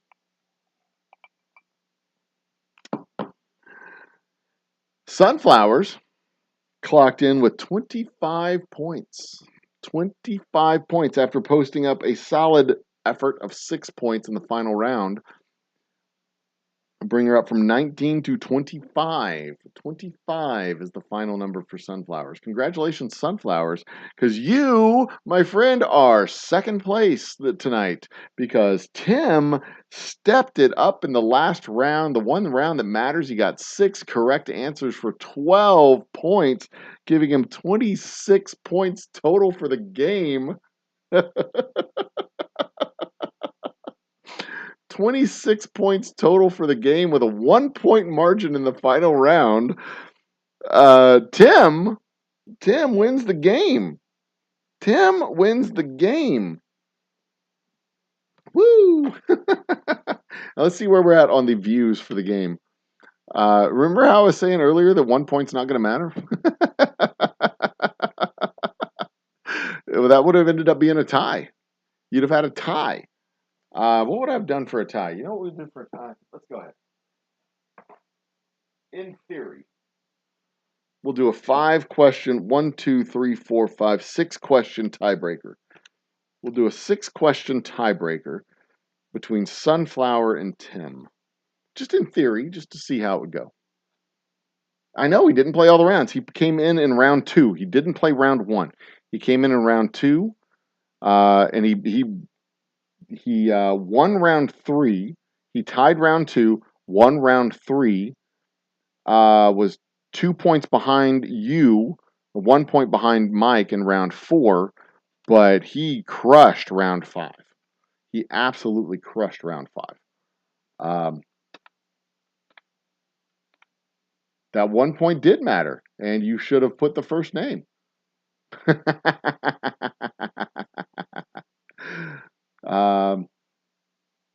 You should have put the first name. It ended up mattering after all. I mean, that's how it goes. I got a person I need to block real quick. Has that person already been blocked? Oh, you already did it. Good job, Sunflowers. You got him. Good job. Now, this is what we would have done for a tiebreaker. This is the Trivial Pursuit card right here. So if y'all want to play tiebreaker, we can play tiebreaker. This is mighty small type. Question, we got 6 questions. 1, 2, 3, 4, 5, 6. 6 questions. Let's go real fast. What body of water borders Saudi Arabia to the east? What body of water borders Saudi Arabia to the east? Yeah, Tim, I know that Google says horse racing is the sport of kings, but that is not what this question says is the sport of kings. And that's also not what you put. So, you put, what did you put for the sport of kings? You put boxing for the sport of kings? The king of sports is not the sport of kings. Number 6 is the king of sports, not the sport of kings. And also, Google answers are not acceptable. So, I mean, it's just picky like that. Okay, so what body of water borders Saudi Arabia to the east? Question 2, who was the original host of Beat the Clock? Who was the original host of Beat the Clock? I don't even know what that was. Number 3, who were overpaid, oversexed, and over here? Who were overpaid, oversexed, and over here? Number 4, who wrote the Purloined Letter? Who wrote the Purloined Letter? Number 5, what is the most popular beverage in America? What is the most popular beverage in America? And number 6, the most commonly ordered sit-down meal in U.S. restaurants. The most commonly ordered U.S. Sit-down meal in U.S. restaurants. That would have been the tiebreaker questions right here on the old-fashioned 1986 Trivial Pursuit card. And y'all are welcome to put your answers down if you are so inclined.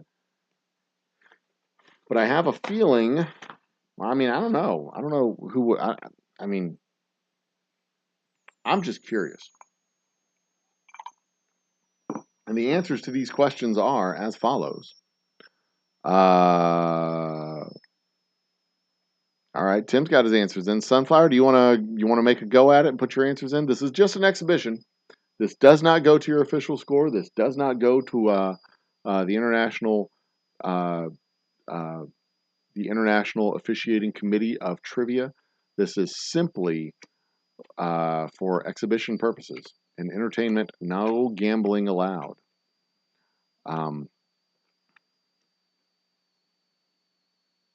Diet Coke hamburger with fries. Okay, so the answers, I can tell you this much. We got 1, 2, 3, 3 correct answers from Tim and 0 correct answers from Sunflowers, which I find to be surprising. That I was expecting hamburgers with fries to be the correct answer as well, but the correct answer is actually fried chicken. Fried chicken is the most ordered sit-down restaurant meal in the United States. Fried chicken. The first answer, the Persian Gulf is directly to the east of Saudi Arabia.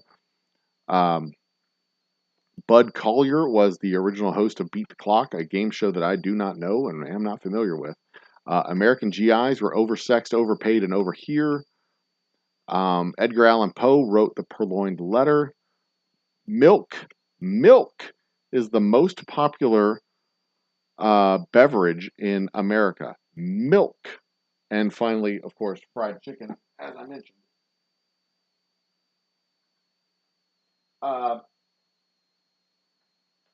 And I'll be honest, fried chicken surprised me. I thought it was, like I said, I thought it was, so Tim would have won the tiebreaker. But I thought, I would have thought it would have been either steak or hamburger. But, you know, uh, uh, McDonald's has served like 1 billion hamburgers or whatever, but that's also not a sit down meal. You know, that's a takeout meal. That's a fast food takeout meal. That's not a sit down restaurant meal. I am honestly quite stunned about chicken. Even in 1986, I thought for sure it would have been hamburger. What was 3? 3 was oversexed, overpaid, and over here. Those are U.S. GI. U.S. The question and the answer on the card was United States GIs. It's U.S. soldiers, and I think that was not in reference to Europe. I think that was in reference to Okinawa. I think, um, but I can't remember exactly because that was a long time ago. Long time ago. Um, We've got bots. We've got bots. We've got bots invading the channel. That's adorable. I'm like, I've been discovered by the bots. Woo! You don't see many Americans drink milk. I have a gallon and a half of milk in my refrigerator right now.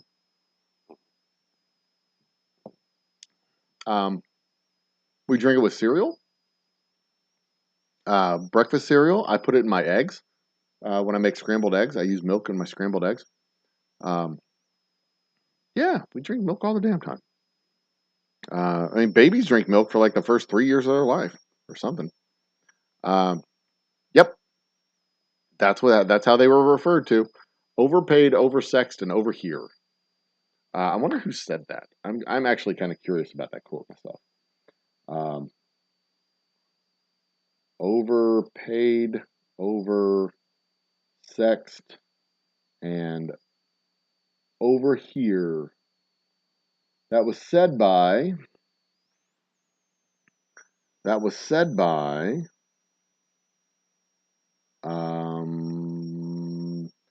It was a comic line making fun of the U.S. Army in Europe in World War II. I'll be damned, it is Europe in World War II. There was good-humored banter between the GIs that stationed in Britain prior to and during World War II and the British citizenry. The GIs had a comeback calling the Brits underpaid, undersexed, and under Eisenhower. Clever.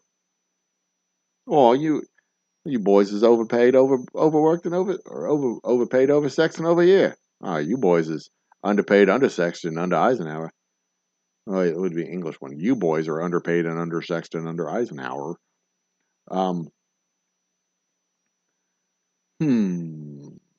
Interesting, but not really that interesting. Unicorn snot keeps popping up on my phone there.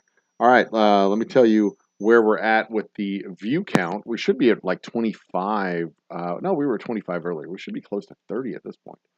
Let's look at the analytics on the other page. We are at 26. 26 views. And that's cool. I'm going to turn on the chat screen now, and we will go to page 2 of this Hindenburg of a show. There's the chat screen. Do you know tonight is the last what? Tonight is the last.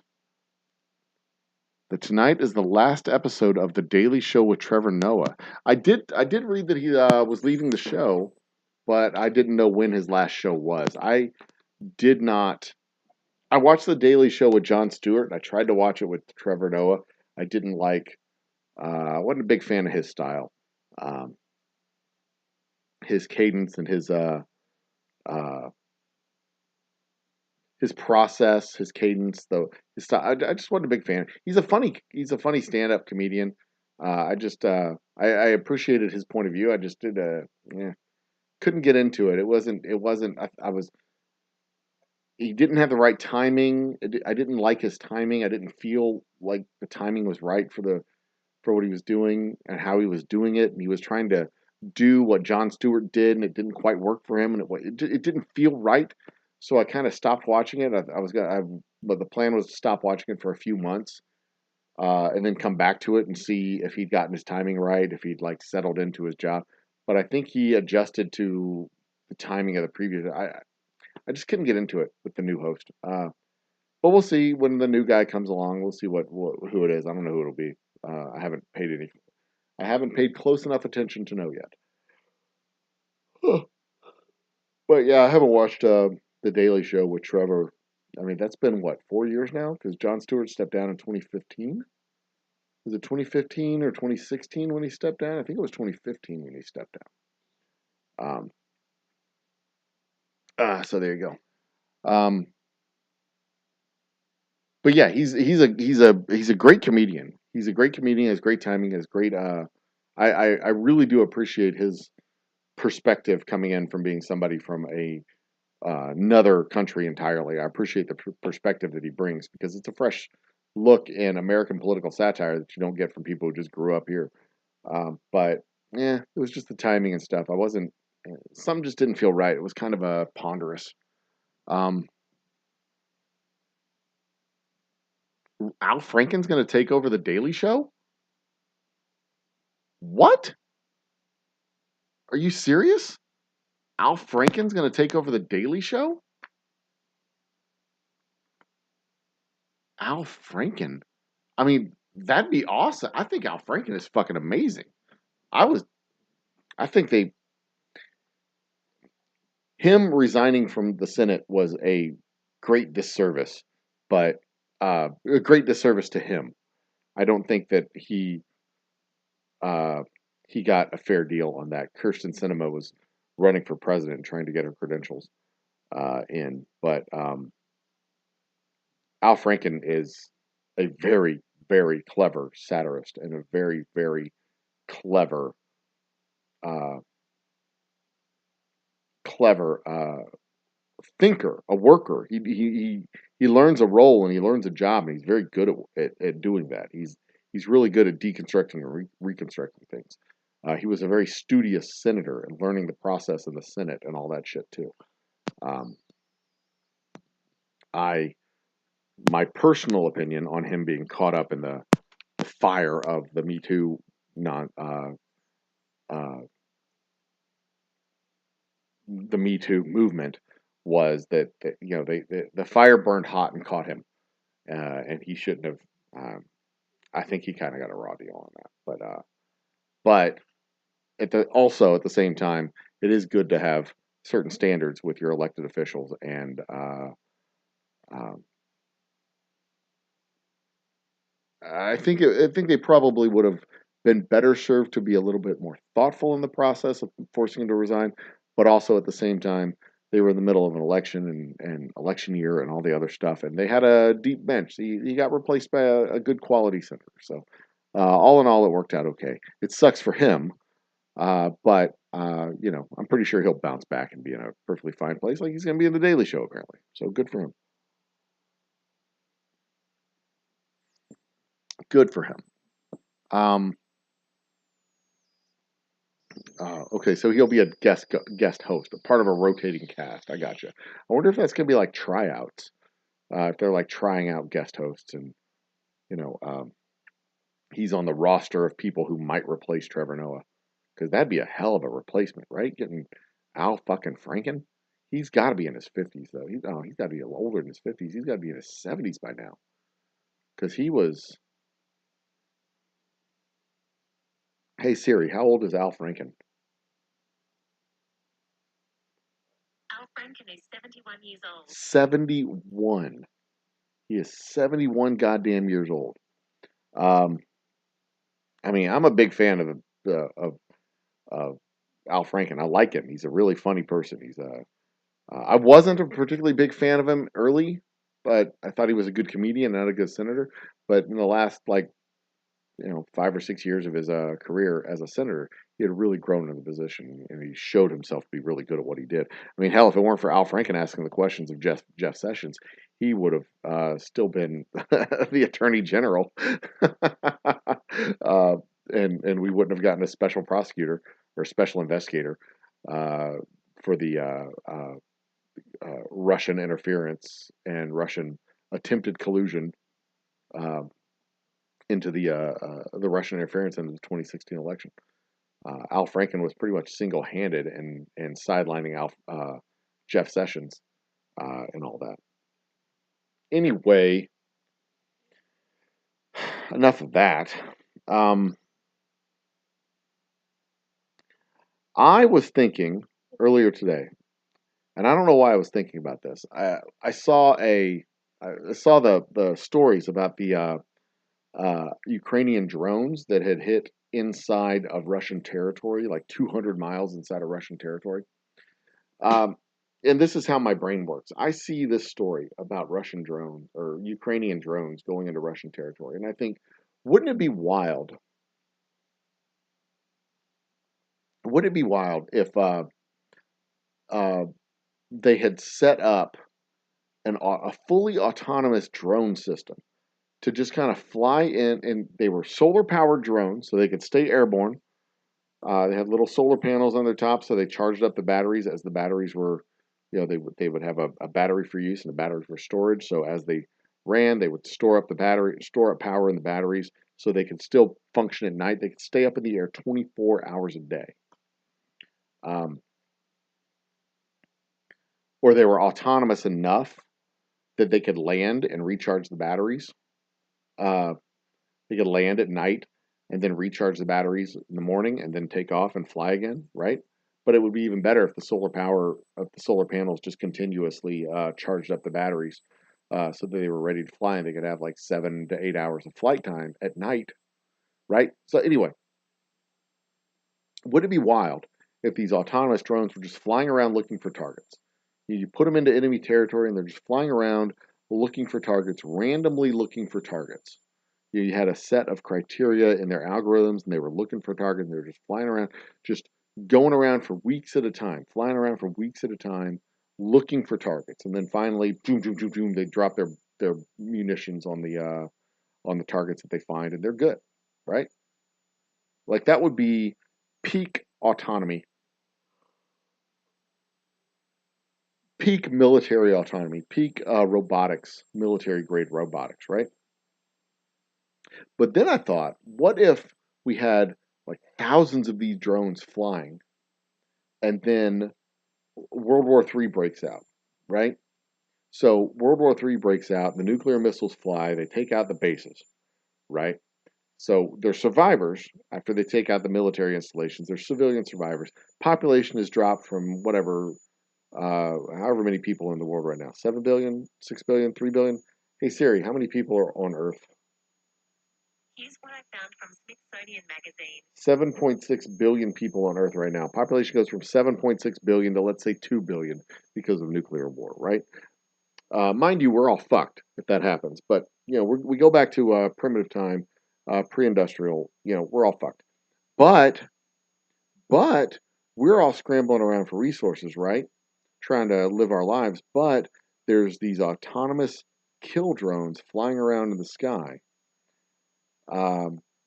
looking for targets, constantly looking for targets.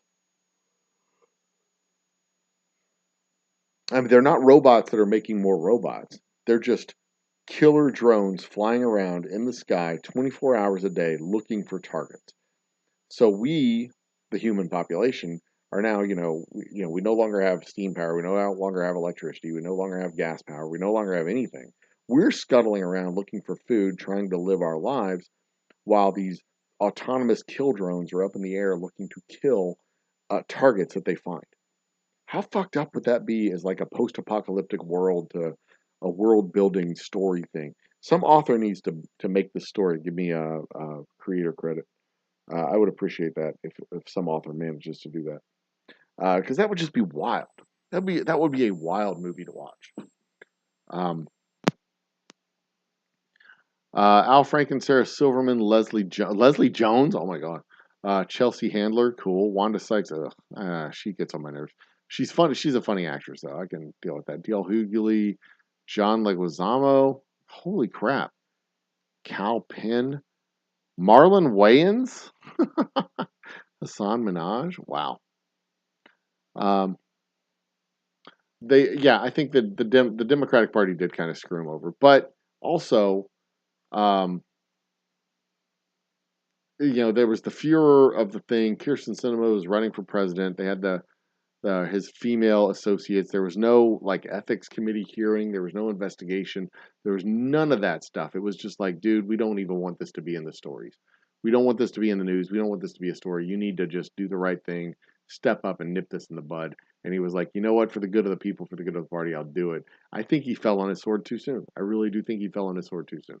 But historically speaking, that was in the heat of that was in the highest heat that oven was running at, and I think he took the easy way out, and I think it was probably a mistake, but I think it was a mistake for him, but I think it was probably good for everybody else. He chose the high road, and I think he might have been looking at it like I don't know if I have a whole lot more re-elections in me. I don't know if I have a whole lot more Senate terms in me. And he was looking at like maybe I'm not gonna, maybe I'll finish out this term and I may not run again anyway. Maybe that was part of the metric. I don't know. Maybe I can get him on the show as a guest. I'll reach out to his people, see if I can get him on the show as a guest. Kirsten, what did I say? I said Kirsten Sinema last time. Yeah, Kirsten Gillibrand. That's who it was. Maybe they can mostly glide like I would. Yeah, I would. I think. Well, maybe. Yeah, I mean they'd like fly around. They would only need power for a little while if they were. I was thinking like the little propeller drones, but yeah, if they had wings, they would fly around. Find the updrafts and fly around. They'd be autonomous. They'd be flying around like um, flying around like put a little bit of juice behind put a little juice behind the glide. Go up a few hundred feet, and just kind of circle around your zone slowly but surely, find an updraft and keep going. Yeah, I think that would be, I mean, just a horrifying idea that you have a drone up there 24 hours a day, 7 days a week looking for a target. Every once in a while, I think about that when I was commuting to work. Like, I'm driving in traffic at 30 miles an hour, 20 to 30 miles an hour in traffic, bumper to bumper traffic. If there was a drone trying to find me and blow me up and ruin my day, like this is where you would find me. This is how easy it would be to find me. You just go and you're scanning down, you're looking at license plates, there he is. And we don't have to worry about that in the United States, right? But if you're, some dude on a motorcycle in some dusty backwater on the other side of the world, you're involved in some terrorist shit, you kind of do have to worry about that on a fairly regular basis. That's kind of that's kind of a reality in some parts of the world, but not here. The V1 Vulture drone. Yeah, that would be. Oh man. Yeah. Anyway.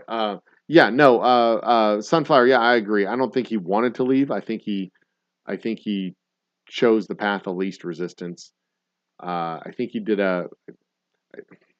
I don't think he wanted to not be a senator anymore, but I also don't think that he was planning to run for re-election. I think he took the path of least resistance, and he could have fought it.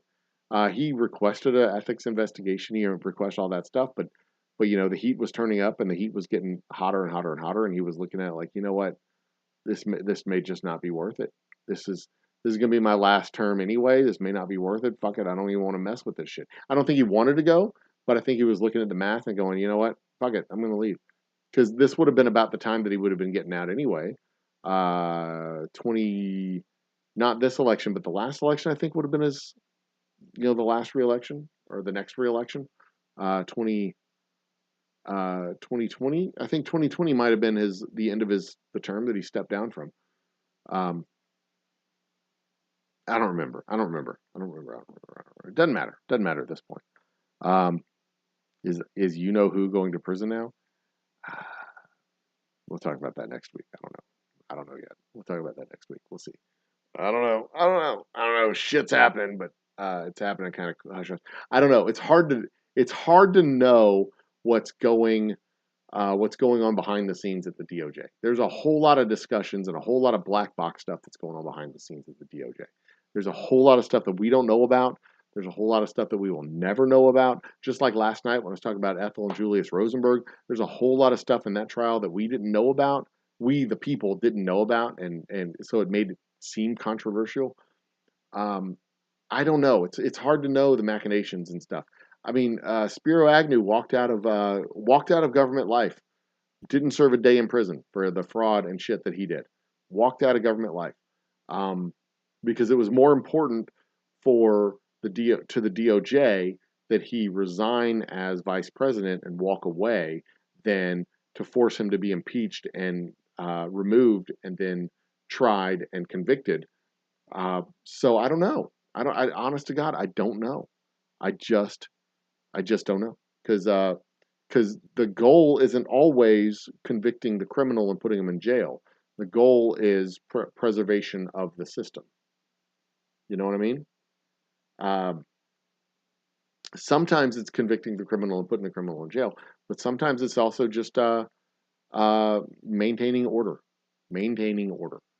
Um, and that's why you'll probably never see a real deep investigation into whether or not voting machines are hacked like the Green Party was claiming in 2016. Um, because what would we do if they were? What would we do if we found out voting machines actually were changing votes from Democrat to Republican or Republican to Democrat? What would we do? Like that would fundamentally shake the foundation. Hmm. Uh,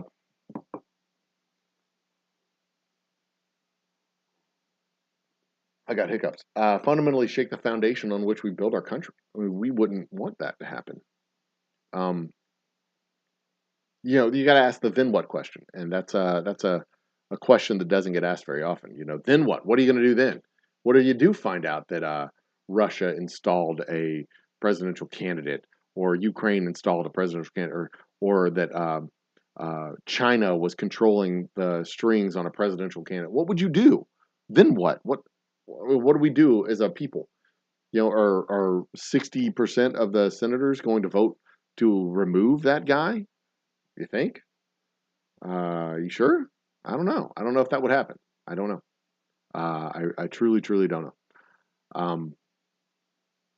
Because what we think are the motives and their actual motives aren't always the same.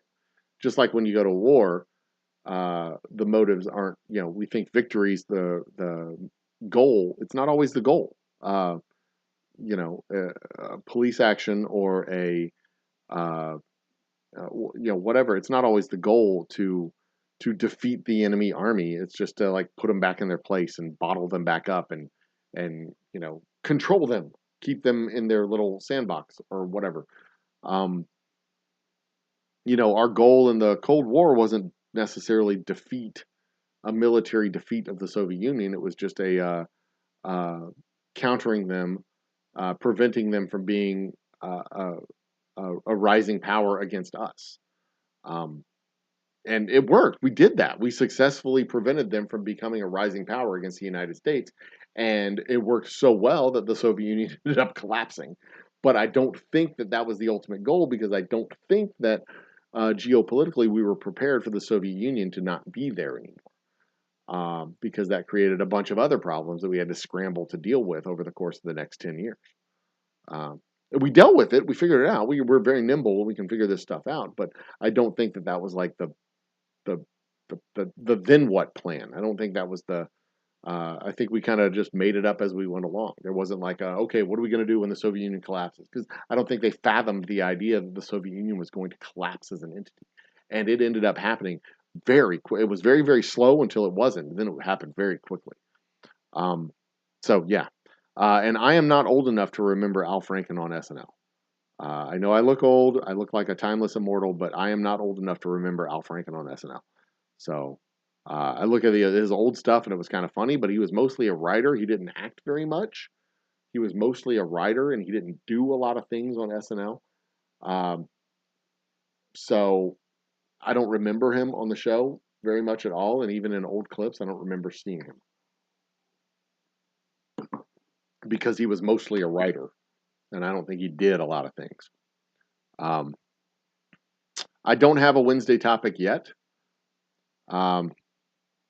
I usually don't have a Wednesday topic until Tuesday. I usually don't have a Wednesday topic until Tuesday. Was that Al Franken? Was Tom Handy or whatever his name is? Was that Al Franken? I know he wrote it. I didn't know if that was. Yeah, I guess that was his voice, wasn't it? Yeah, he was. That was funny. The Jim Handy, Jim Hardy, whatever it was, that was pretty funny. So the Russian in the election nonsense. I don't think that Russia did. Okay. From what I understand,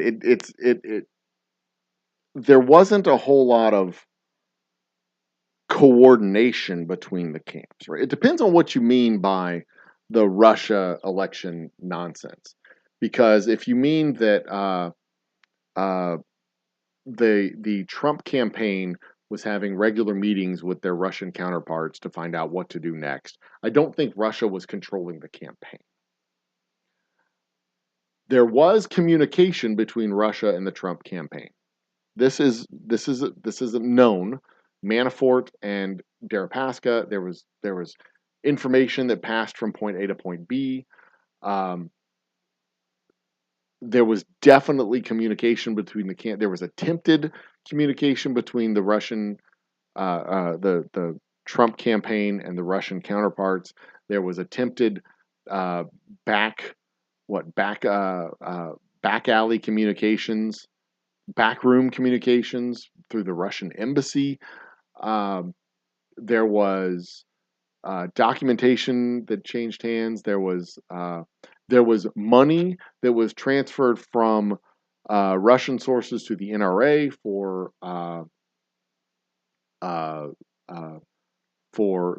campaign spending. These things are known. There was a Russian spy who was involved with that Maria, what's her face, who was involved with that former congressman, I think, or a lobbyist, and with the NRA. There's no way to say that there was no involvement whatsoever. And there's plenty of evidence to suggest that, they're not just evidence, there's indictments to show that there was Russian bot farms paying for ads on social media platforms, especially Facebook, social media platforms to foment disinformation and spread disinformation and post out memes and post out posts and boost posts and do all this shit on the social media platforms to try and influence the election one way or the other. And they had a preferred candidate that they were trying to influence the election for.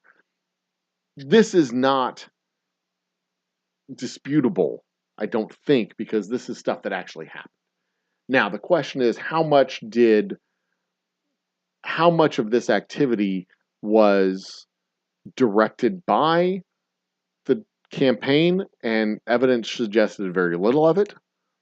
Very little, if any, was directed by the Trump campaign, because I don't think they did. I don't think they weren't telling the Russians to go do this thing and this thing and this thing. The Russians were doing this thing, and I think what was going on, and this is speculation on my part, I think what was going on is they were saying, this is what we're doing. And the Trump campaign just said, okay, well, if y'all are doing that, then we're going to do this to try and leverage that for our benefit. I also don't really think Trump wanted to be president when he was running for president in 2016. I think he kind of fell ass backwards into it. He was like, holy shit, I won. Now what am I going to do? But, that's beside the point. But I don't think it was so much, just like, for example, if an analogy to use would be if I was selling merchandise on Amazon in an Amazon storefront, and Amazon gave their terms of service and conditions that I had to abide by in order to sell my stuff on Amazon. Like, I can't sell alcohol, I can't sell pornographic material, I can't sell tobacco, but I can do anything else I want to do. I can sell shot glasses and T-shirts and hats and all the other stuff that I want to sell. So I can't tell Amazon how to run their business, but I can definitely run my business in a way that conforms to Amazon's rules and terms. Make sense? I think so. In my head, it makes sense. So this wasn't so much collusion where it was both parties coordinating with each other. It was one party saying, we're doing this thing, and the other party saying, okay, well, if you're doing that, then we're going to work underneath your that umbrella and leverage that to our benefit. And there was only one instance that I know of that was detailed in the Mueller report and was shown, demonstrated out there, that what's his face, Paul Manafort, gave polling information, internal campaign documents to Deripaska so that they could then go back and focus their efforts in certain places. That is the only that's the only circumstance I know of where there was back and forth, but it still wasn't like direct coordination. It was just, this is our information. It'll help make your information better. It'll help make your activities better. But y'all do whatever y'all want to do. And I think the only thing that would come of that, if anything, would be illegal campaign contributions, and that's basically what it would rise to. Would be accepting foreign funds, accepting foreign contributions to your. I think that's the only thing that they could really nail him with. And at this point, it's like, what the fuck are we going to do with that specifically? I don't think the the dossier was. I think most of that was probably speculative. Some of it was true. None of it was proved not true. Some of it was proved true, but a bunch of it was inconclusive at best, and not. Yeah, just not great. Not a great source, but at the same time, like, there was some shit going on. It was just not, it wasn't like colluding with a foreign power is not illegal, but it could be accepting foreign gifts. Because hell, Al Gore accepted a foreign gift from China and had to turn that shit around and it might have been Bill Clinton got a gift from some temple in China for their campaign, and they had to turn it around and send it back to him, like, we can't accept foreign funds for our campaign. That is against the law, but that's only if the campaign receives the money. If the money is sent to a political action committee, and then the political action committee can spend the money however they want to spend it, because there's no rules in American politics anymore. You can do whatever the fuck you want. But yeah, there you go. Yeah, Stuart Smalley, that was the dude. that's the character. I didn't realize that was. I realized it was his voice when I think about it. I didn't realize it was him. But yeah, that was a good bit. That's the only bit that I know of that Al Franken had a part of. I think he did a bit on Weekend Update periodically, but yeah. Zelensky as a guest host, he's kind of busy. Uh, he has stuff to do. I know he's a former comedian or former actor or whatever, but he's got stuff to do. He can't be hosting a daily show. Holy shit! All the folks in USA saying we cannot tell jokes anymore. Why? Yeah, that's bullshit. I was watching a comedian talk about that just today, and he said it's not that you can't tell jokes. It's not even that you can't tell offensive jokes. It's that you're not talented enough to do it. So you get mad at the audience because you're not good enough to bring them along on this thing. Um, Daniel Tosh tells rape jokes that are surprisingly funny. Like rape is not a funny topic, right? Daniel Tosh tells jokes about rape. He can pull it off. He can get away with it. There's comedians that can tell political jokes. There's comedians that can tell racial jokes. There's comedians that can tell sexist jokes. There's comedians that can do this because they're talented enough to do it. But if another comedian tries the same thing, they can't. And when I see people like Jerry Seinfeld say, I'm not gonna do any shows at colleges anymore because they're they don't get my humor. They're not good crowds. That's Jerry fucking Seinfeld. Like, dude, you are the professional. You scrapped your entire act and started over from scratch at the end of your show. Like, you're not good enough to be able to make college students laugh? You can't do that? What is wrong with you, man? You are a coward. You are a coward. And the last thing the comedy needs is cowardice on the stage. Cowardly comics are not fun. They're not fun. They're not funny. They're not edgy. They're not interesting. They don't make you think. They don't make you reconsider situations and perspectives, because that's what makes us a comedian funny. They can put you in an unusual circumstance or unusual perspective in your mind, and then twist that in a way that makes it. And horror movies do the same thing. They take a normal thing and they kind of twist it and make it, oh my god, the stepdad is going to kill everybody, or oh my god, the stepmother is poisoning everybody, or they take a normal situation and kind of twist it just a little bit and make it weird and uncomfortable, and but comedians take that same normal situation and twist it and make it funny. They make it just a little weird, just a little funny, and they make you laugh. But the really good ones, they can take really uncomfortable situations and make it funnier. And in my head, I've got like 1,000 jokes that are running of weird and uncomfortable and inappropriate and it's stuff that we don't normally laugh about, but you laugh about it because if you don't laugh about it, it's you feel uncomfortable, and it's kind of overwhelming if you don't. But that's what good comedians do. That's what good comedians do. That's what good actors do. That's what good writers do. And cowardly comedians, the world has no use for a cowardly comedian. The world has no use for somebody that won't stand up and speak truth to power. George Carlin, for crying out loud. That dude sat on stage and said, here are the 7 words we're not allowed to say on network TV. Beep, beep, beep, beep, beep, beep, beep. And he just came right out. That motherfucker was funny as hell. He could take an audience along with him all the way through the most uncomfortable, paradigm shifting stuff. He would sit there on stage and tell you that corporations were fucking you and make you laugh about it.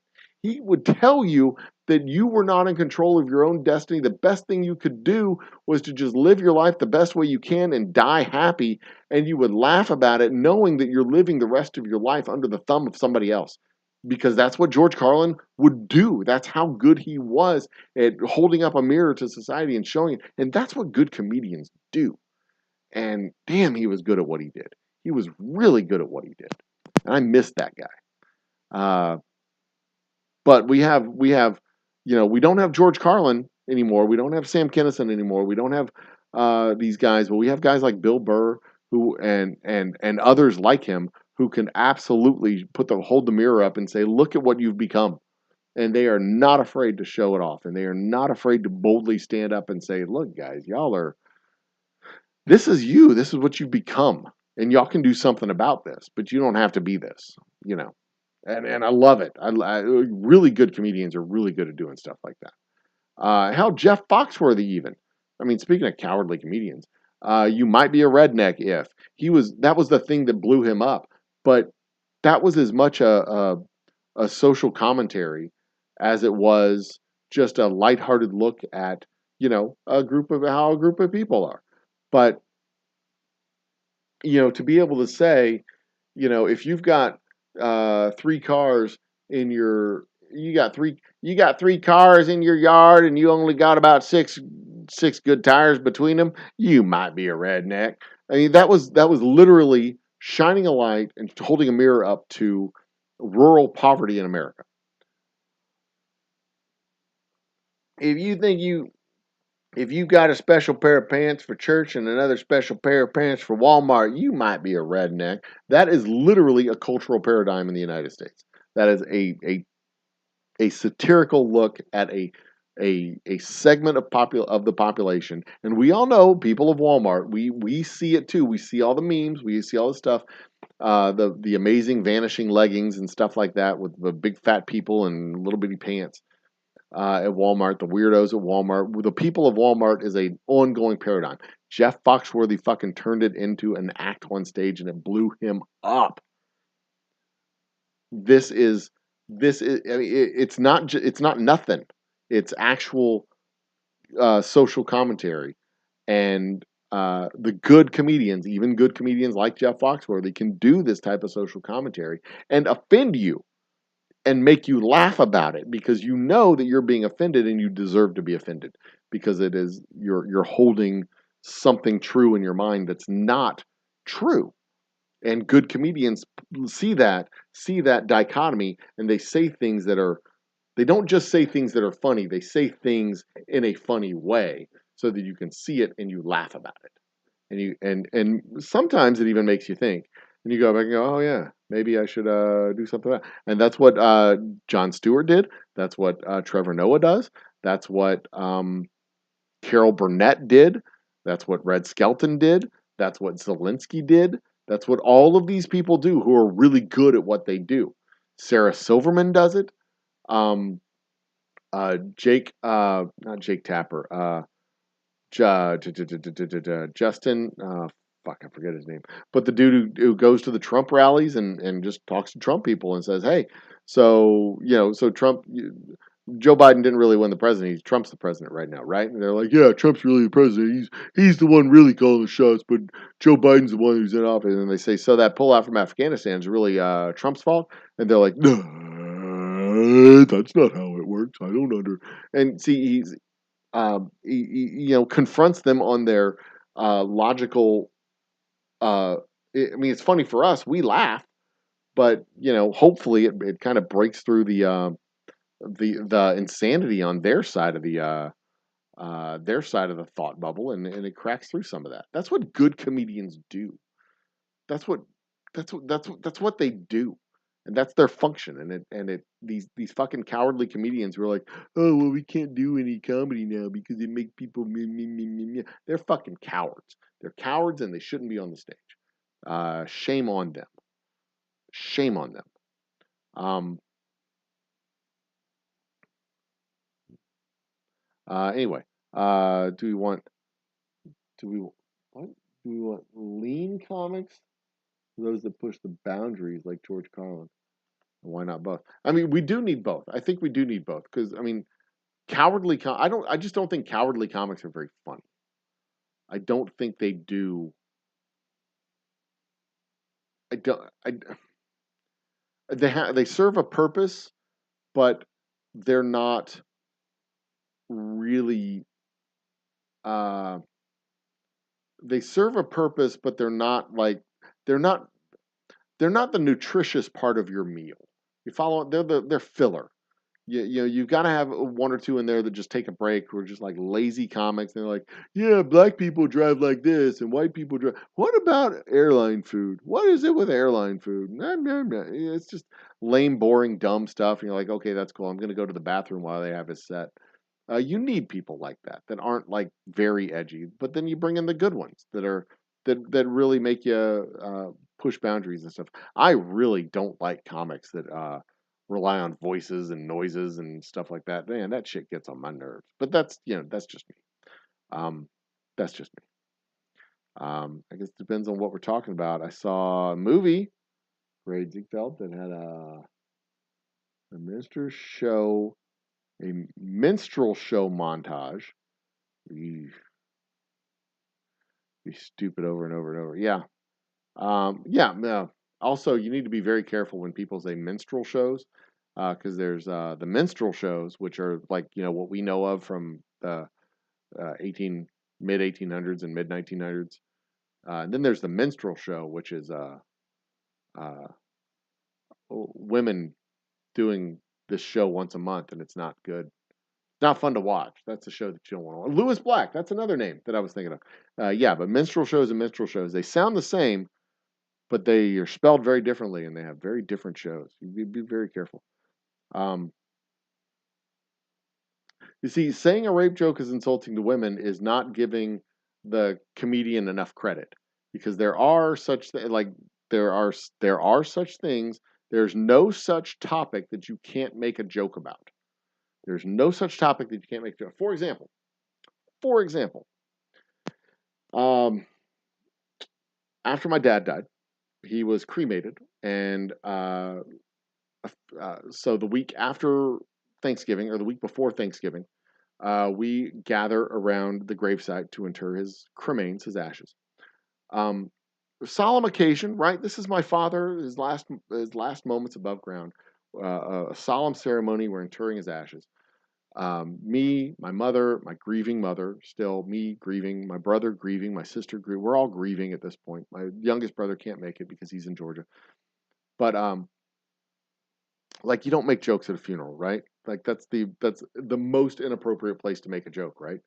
So I go over to the funeral director, who has escorted us to the burial site, and I lean over, whisper into her ear. And I say, "So, where's the casket?" This poor woman's face turned several shades of gray and white progressively as all the blood rushed out of her body. Uh, and she thought for a very brief moment that they had fucked up royally. And instead of giving us a body in a casket, they gave us cremains in an urn. And just that one simple line, "Where's the casket?" made her fucking run absolutely ice cold. Fucking chilled her veins. And I laughed so hard. My mom looked at me and my brother looked at me. They're like, "What the fuck?" And I'm just laughing. And I'm like, "Oh, you gotta, guys, you guys." She's like looking at me. She's like, "What?" And I'm like, "No, no, I'm just kidding, man. You've done a fantastic job. This is a great, very great place to be." And I walked over. I'm laughing, still chuckling. I walked over. I asked her where the casket was, and my mom broke out laughing. She thought that was fucking hilarious. My brother started laughing. We're all laughing out there. Um, but um, there is no such topic.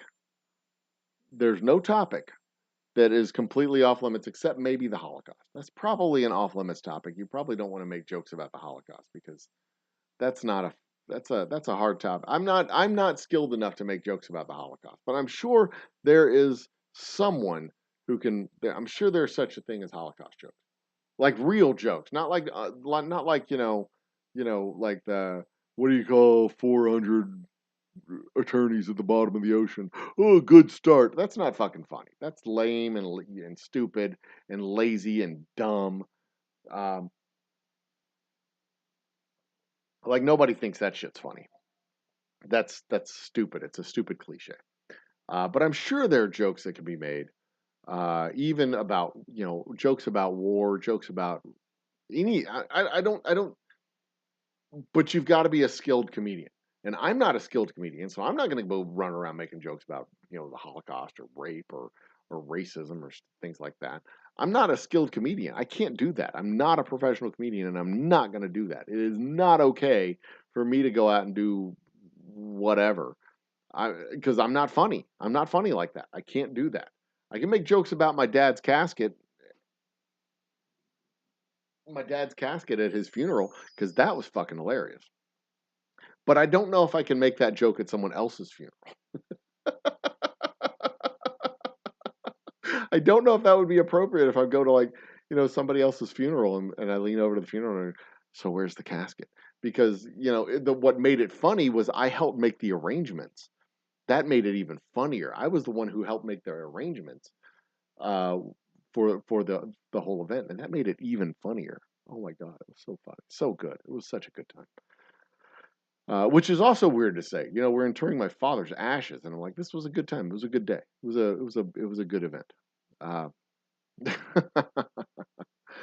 um, see, Republican comedians like to say they're censored on college campuses. Republicans like to say they're censored on college campuses, and there's a reason for that. Because college kids are not beholden to listen to bullshit and lies. Uh, College students boo Ted Cruz anytime he comes around because they can hear a lie when they say a lie. Bad comedians are censored from college campuses because college students don't like bad comedians. Um, I mean, no one's obligated to. Not only are they not obligated to have a uh, person on campus spewing lies and their student fees paying for these people to come to campus and do this thing. Um, they're smart. They're smart, and they're like, oh, they're being indoctrinated. They're not being. It's not indoctrination. It's it's learning reality. And if what you claim is true under a certain point of view, it's not true. If it requires a certain point of view, then it's not true. It's an opinion, not a truth. And that is college students don't put up with that shit. Nobody puts up with that shit. If you come into my distillery and you start talking about how, the Confederate States were really just fighting for human rights or states' rights and their rights to define human rights, I'll be like, fucker, get out of my shop. Get out of my distillery. And it's not because I'm being intolerant or being insensitive or censoring them or whatever. It's because I don't have patience for their fucking nonsense. You can spread your lies on your own property wherever you want to, whenever you want to, however you want to, but you're not going to spread the lies on my property. You don't have that privilege, and you don't have that right of spreading the lies on my property. That's one of the reasons why I don't do, like, just open forums all the time. I've only just started practicing it and just started doing it on Sunday nights. And only certain people are allowed to come up. I don't let just anybody in, because I'm absolutely not going to let you come and go, well, actually, the reason that Hitler wanted to murder the Jews was because of the Rothschilds and blah blah blah. Like, fuck you. That's nonsensical bullshit, and you're not gonna have a forum here. We have community standards that are even tighter than YouTube's community standards. YouTube will let you say that shit.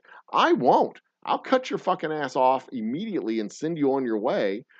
And I'm not gonna put up with that shit. I'm absolutely not gonna put up with that shit. We had somebody in chat a few months back that was blathering his nonsense about whatever shit that he was blathering about. I cut his ass off, and he's not back. He hasn't come back since. Um, I've had people in chat or try to come on the show with their own fucking nonsensical bullshit, and I cut that shit off. I had one guy, the same guy, talking about how mRNA vaccines will change your DNA. I'm like, that is bullshit. That is a lie. That is not true. And I'm not going to let you say that shit on my channel. So he got hit with a ban hammer for a few weeks. I mean, I don't put up with that shit. That's just wrong. It's nonsense. And you can spread your false information wherever you want to spread it, but this is not a fertile ground for that kind of bullshit. You can take your bullshit elsewhere. And I have been adamant about that, of maintaining a community standard that does not allow that kind of bullshit to be spread around this area. You spread it around other areas, but not this area. But that's not to say you're being censored.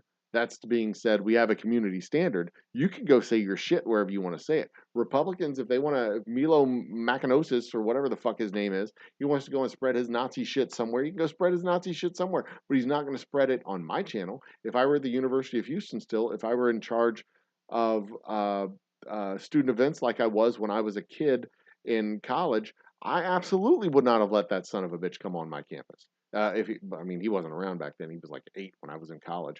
But we weren't going to have, I wasn't going to have events with speakers who were spreading some Nazi bullshit.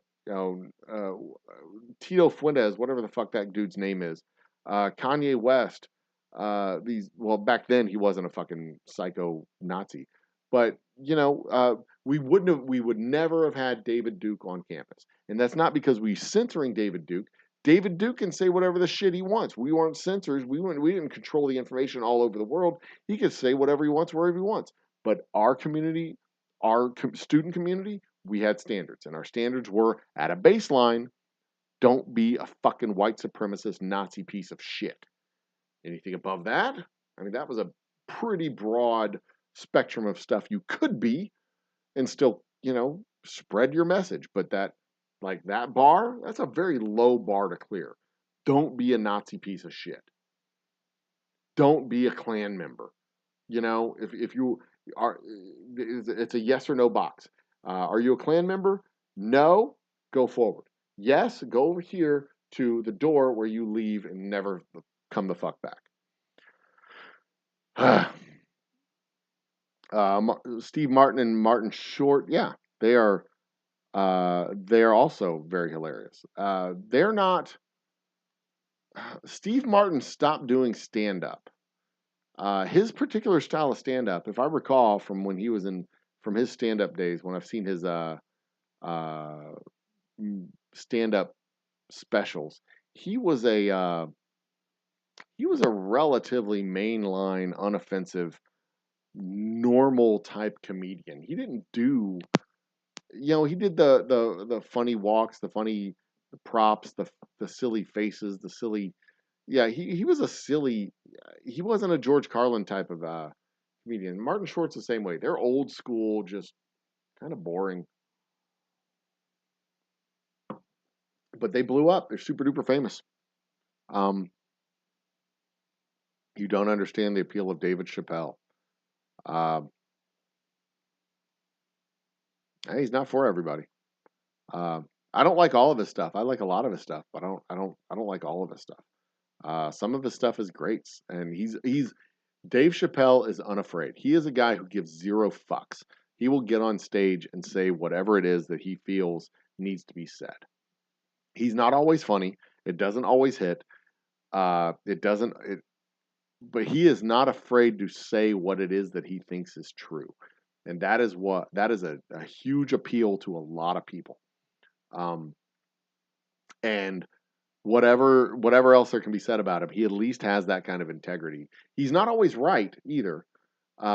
He's not always right, but he does think about what he says, and he'll reconsider and rethink it and come back to it. And even when he is wrong, but with the right intention, he has enough integrity and is smart enough that he can come back and explain what he meant to say. You know what I mean? And sometimes it's unartful, and sometimes it still isn't quite. It's still kind of an octagonal peg in a square hole, or an octagonal peg in a round hole, and it's just like he'll just shrug his shoulders and go, that's what I think, that's who I am. Sorry, we don't agree. Fuck it, fuck you. I don't care. I mean, what are you gonna do to Dave fucking Chappelle? I mean, he quit stand up for like 6 years, 10 years, whatever. He was like, fuck it, I don't need this shit, and he left. Well, what are we gonna do now? Make him quit again? He'd be like, all right, fine, fuck it, I'll quit again. He doesn't care. Dave Chappelle is a man with zero fucks to give. He is, he's a generational type of performer, and he's very good, very good. And yeah, Louis Black, Chris Rock, these guys are really good. These are all really great comedians. One of my favorite Chris Rock bits is when he's talking about women who insist that they want an honest man. Like, I want an honest man. I want a man who won't cheat. I want a man who says what he thinks. I want a man who won't lie to me. I want a man who will be loyal to me and honest to me. And then he goes, but you are a lying bitch because that's not your hair. That's not your eyelashes. That's not your eyebrows. That's not your eye color. That's not your your face don't look like that. Your tits don't look like that. That ain't your waistline. You ain't that tall. Those ain't your nails. And you want a man to be honest to you? Bitch, you ain't been honest since the first time he set eyes on you. I'm like, damn, that is the fucking truest. Absolutely truest. That is a bit that has stuck with me forever. We were like, I want a man who's honest.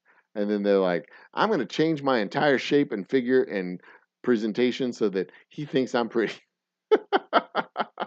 You go to sleep with one woman, you wake up and there's an entirely different woman in the kitchen making you breakfast. Oh, shit.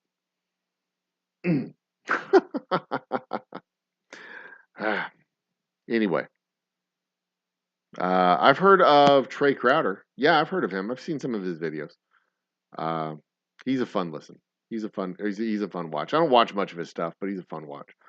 Um, John Fusselgang.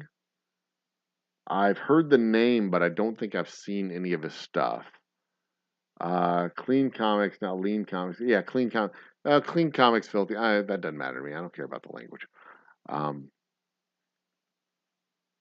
Don't forget to subscribe. By the way, don't forget to. Racial jokes can be only again. That's another hot button topic, but you know, a talented comedian can pull this shit off. Talented comedians can pull this shit off. Abortion jokes, again, talented comedians.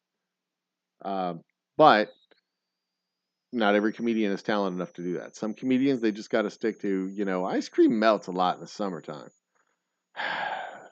Like, okay, one of you people. Or the helicopter noises or whatever other nonsensical garbage impression guys.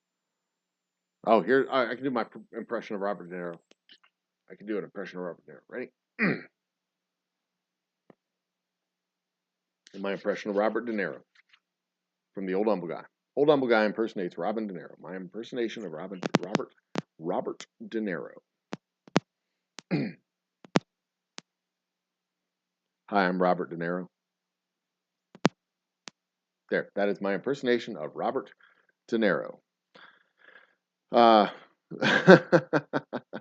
JLM trivia has happened and done. We finished trivia almost an hour ago, I want to say. But welcome to the party, JLM. Cheers. Tim came through and won trivia after missing the first round, came through with a stellar final round and crushed it in the end. I only saw him do stand up on the Muppet Show. He is a great banjo player. Absolutely. Watched the Muppet Show. Didn't remember. Yeah. Where are we? Oh, whoops. What happened? There it is. Steve Martin Short. Great movie is the remake of The Father of the Bride. Oh my God, yeah. Father of the Bride was a great movie. Absolutely fantastic movie. And ooh, excuse me, I just burped into the mic. Martin Short are on a show on Hulu. Yes, it is called Only Murderers in Here. I have heard that it is a great show, but I have not been able to watch past the first 2 episodes because I didn't find it to be that interesting. It's not for everybody. One where he ran for president. I don't think I've seen the movie where Chris Rock ran for president. Rock pushes the boundaries. Jackie Chan, Chris Rock. Chris Rock and Jackie Chan. That was not Chris Rock. Jackie Chan. That was Rush Hour with. That wasn't Chris Rock, was it? Rush Hour. Was that Chris Rock? That is Chris Tucker. Rush Hour is Chris Tucker and Jackie Chan. Unless you're thinking of a different movie. Jackie Chan, did Jackie Chan do Chris Rock? Jackie Chan, Chris Rock. Chris Rock, Jackie Chan. No Way Back, Rumble in the Bronx. Yes, 2 movies. Jackie Chan and Chris Rock, Rumble in the Bronx, No Way Back. In Rumble in the Bronx, Chan plays a Hong Kong police officer who comes to New York to help his uncle run the grocery store. And the other one was something else. So I thought of the wrong movie. But Chris Tucker is oftentimes mistaken for Chris Rock because they sound and act very similar to each other. Is Safety Doc on tonight? I missed his show. Safety Doc's usually on when I'm on. I miss his shows a lot. I miss a lot of shows because I'm on a lot, and then I'm working, and then I miss all the stuff. Yeah, so Jackie Chan and Chris Rock did. My bad. They did actually. They were in shows together. There's those 2 movies. I was thinking of the different movie because Chris Tucker and Chris Rock are very similar. Chris Tucker actually went to Humble High School. Went to the same high school as me at the same time as my sister. And she would often tell us that he was an annoying prick. He acted in when Chris Tucker is in Fifth Element. He was exactly how my sister remembered him in high school. I think that was Chris Tucker in Fifth Element, right? Chris Tucker, CHRISTUCK. Chris Tucker's movies. He was in Rush Hour, Rush Hour 1, Rush Hour 2, Friday, Dead Presidents, Money Talks. I think his first big role was, scroll down, keep going. Was that not Chris Tucker? Was he not in Fifth Element? Who the fuck was in Fifth Element? Am I the racist? And they all look the same. Fifth Element. Fifth Element cast. It is Chris Tucker. I'm not the racist. You're the racist. Chris Tucker was in Fifth Element. Yeah, that was the dude who went to high school with my sister, and she said he is exactly, or she would always say whenever we watched that movie.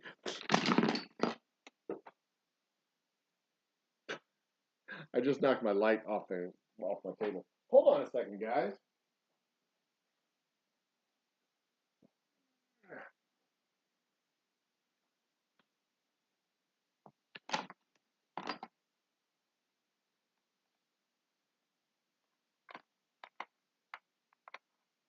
There it is.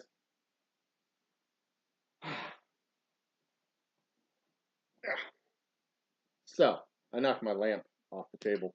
My lamp is my source of light for the show. I don't need this plugged in. But that yanked my light away from me, yanked my microphone away from me. I'm glad I didn't knock my drink over. That would have been bad.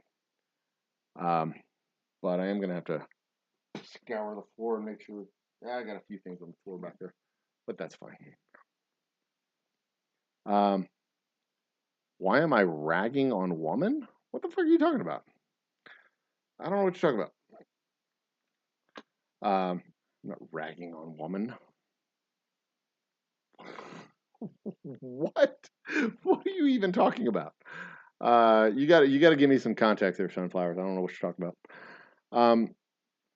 But yeah, Chris Tucker went to high school, same high school that I went to, same high school during the time my sister was in school, and she said that Chris Tucker he acted exactly the same way he acted in uh, uh, Fifth Element. That is how she remembered him in school. She wasn't friends with him. She knew him, but they weren't friends, and she remembered him from high school. That was it. That's my Chris Tucker story. That's my famous actor story. I know I was tangentially connected um, to a famous Hollywood actor.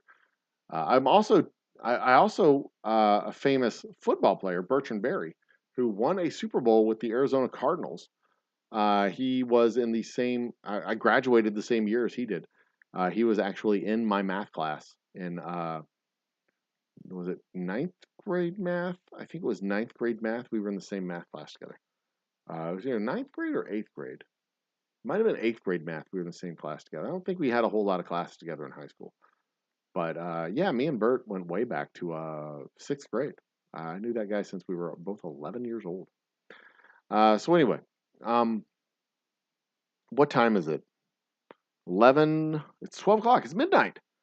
All right. Well, I think it's time we wrap up the show. We've been going a solid hour and 45 minutes. I think it's time we wrapped up the show. So tomorrow night we have Same Old Circles playing at the distillery live here on the YouTubes and at the distillery. If you can't be there in person, I would rather see you in person. I'd rather be able to shake your hand and talk to you in person. But if you can't be there in person, catch it online. Make sure you have that notification bell tapped, and when we start the show, it'll come on, and you will be able to see all the fantastic fun stuff going on. Lisa will be at the distillery with me tomorrow night. We're gonna have a great show. It's gonna be dope as hell. A real banger, real banger of a show. Oh, goodness. Um, Congratulations to Tim for your great come from behind victory. Congratulations to Sunflowers for second place, and congratulations to uh, Mike Carrier for your stellar third place finish, beating out all other competitors. We are at 32 views, so we did not pass the 100 views mark. We'll do something, some fan service for the 100 views, the 100th video of our. And maybe I'll combine my original with the new and set the number back up to 201. My next one will be number 201 instead of 101. Maybe, I don't know. I kind of like the retooled show. It feels good. Feels good. I appreciate y'all's support. Y'all have done. Y'all make these shows worth doing. You make the shows worth doing. You make them fun. You keep me coming back every week. Uh, are we gonna get a number update? Come on, there it goes. There goes the counter. Still on 12:30. That's fine.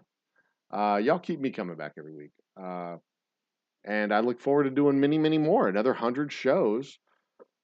We should be able. Let's see here. It's end of December. We should get another 100 shows in 2023.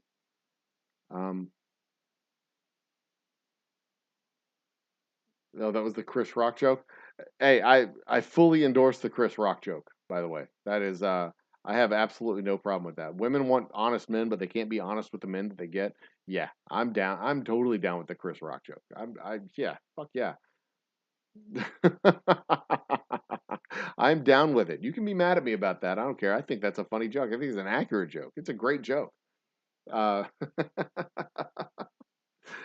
um, it is an absolute great joke. And I look at those stupid uh, uh, makeup tutorials that come across on TikTok and YouTube every once in a while. I look at that and they're like, this is me. And they pop out the teeth and they take off the hair and they wipe off the makeup. And it's like, and you want a fucking man who will be honest with you? Jesus Christ, you start the relationship off with lies. You ain't got those teeth. You ain't got those eyes. You ain't got those eyebrows. You ain't got that hair. You ain't got. Bitch. I want a man. Oh, it's not just black women. There's plenty of white women that don't wear their own hair either. There's plenty of women, all stripes and colors, that do not wear their own hair. They got all kinds of fillers and inserts and bumps and all kinds of shit. Women are.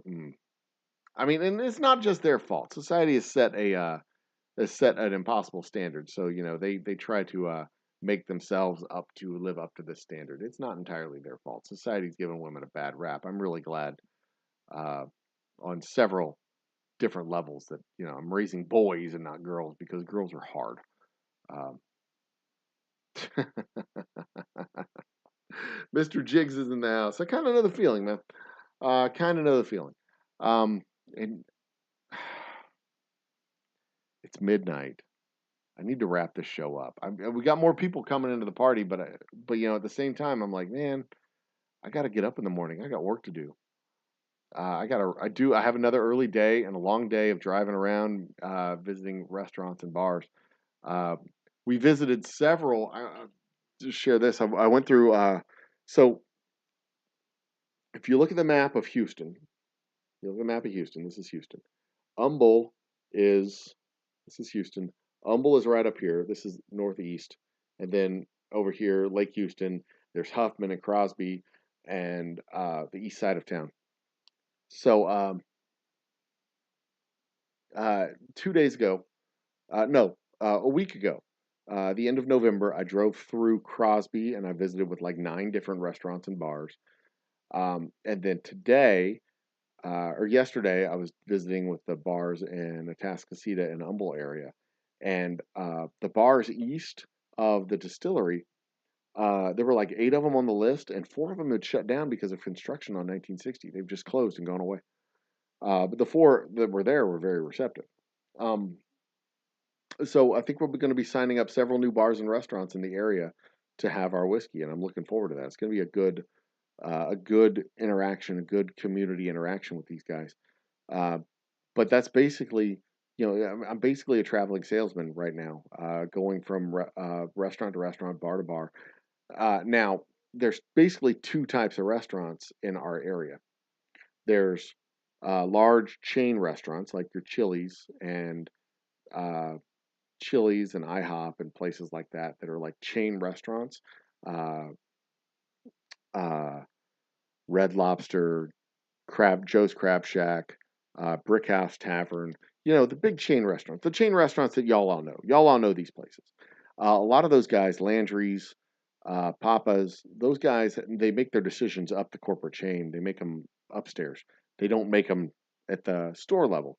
So it's, those stores you just kind of pass by and because you got to have a meeting with somebody in an office to figure it out. You can't just go into the restaurant and say, here's our information. You got to go up into the 17th floor of the tower or whatever.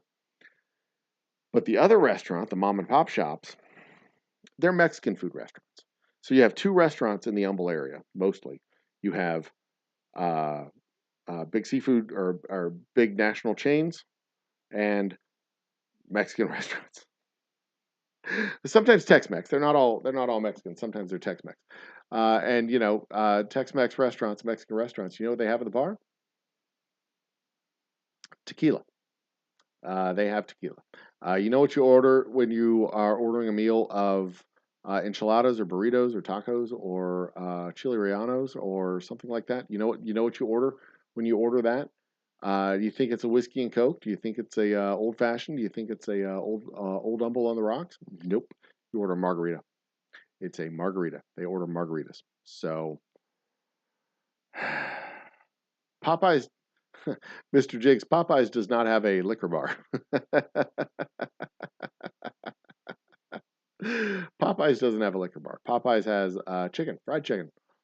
Um, but yeah, so there's some of them that I want to be included in their bar. I want to be there on the shelf so that if something, they order something and it's a whiskey drink, ours is the whiskey drink that you make it with. But I also realize that most of those bars they don't sell whiskey drinks. They just don't sell. You could have a bottle of whiskey sitting there for years, literally for years. They just don't sell whiskey. Um, And a lot of the mom and pop shops, if they're not Mexican restaurants, they don't have a full bar. They sell beer. They sell wine. It's a barbecue joint that sells beer. That's it. It's a fish joint that sells beer, and that's it. They don't have a liquor bar. Very few places that are not big chains, the restaurants at least, very few places that aren't big chains have liquor bars. They have beer. They have wine. Some of them have liquor, but they don't usually. Wow, hey, welcome to the party there, Mr. Goddamn Bacon. Cheers and salutations. But yeah, golf courses, there's a whole lot of those around the area. We've got golf courses, we've got plenty of, there's plenty of things. We got plenty of bars, we got plenty of golf courses, we got country clubs, we got plenty of opportunity for the booze to be carried at local shops. But yeah, in many ways, we're a standard, typical, prototypical type of suburban type of community. And there's big box chains, big chain restaurants, and very few mom and pop shops that actually have full service bars and full service everything. Unless it's the Mexican food restaurants. The Mexican food restaurants, they have the full service bars. But you know what they sell at Mexican restaurants? Yeah, it's not whiskey. It's not whiskey. But there you go. Cheers, Bacon, and congratulations on helping your buddy get to the 1,000th subscriber. That it's a big man. It's a big mark. That's impressive. I'm marching my way towards 2,000 hours. I expect to hit 2,000 hours by the end of this month. Fingers crossed. I'll get 2,000 watch hours by the end of this month.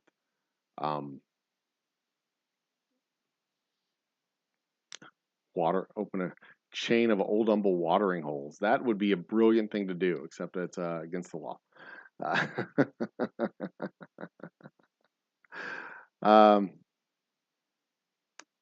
Yeah, we're talking about comedians and jokes and comedy that is actually off limits. And I'm of the opinion that comedians, there's no such joke that's off limits for comedians.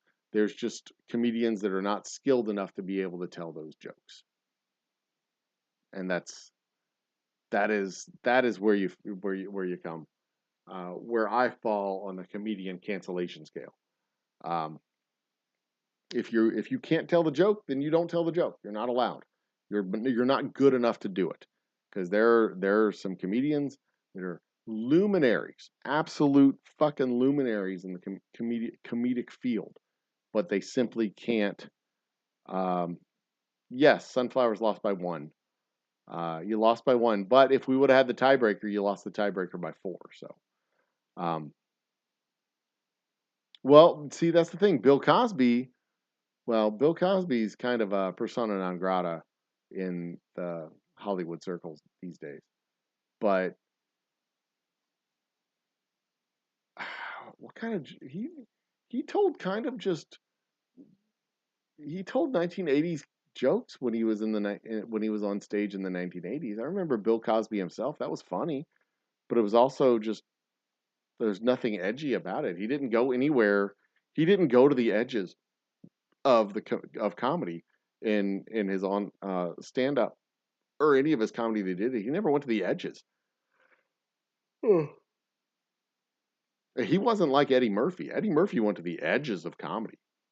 He went right up to the edge of acceptable, and sometimes stepped right over it and didn't look back. Chris Rock is another one that goes right up to the edge of acceptable and doesn't look back. Dice Clay, he would go right up to the edge and sometimes just jump right off into the fucking abyss. There's plenty of guys like that would go there's a lot of folks that live in the middle, the comfortable middle of comedy. Seinfeld is one of those guys that lives in the comfortable middle of comedy. And which is one of those things that just cracks me up when Seinfeld's like, well, I won't go and do comedy at colleges anymore because they just get so offended. They get offended. How? They get offended at what? What the fuck does Seinfeld do that is so fucking offensive? Seinfeld doesn't do anything that is even remotely edgy. How is so what's the deal with airplane food? How is that offensive to anyone, anywhere, ever? I mean, in all the history of comedy, how is that ever offensive to anyone? He's a coward. He is a cowardly comic. If he's not willing to take the stage, not willing to fail in front of an audience because he's not funny, because he's not connecting with the next generation, because if he's not willing to to come to terms with the fact that he's not talented enough to make the next generation laugh.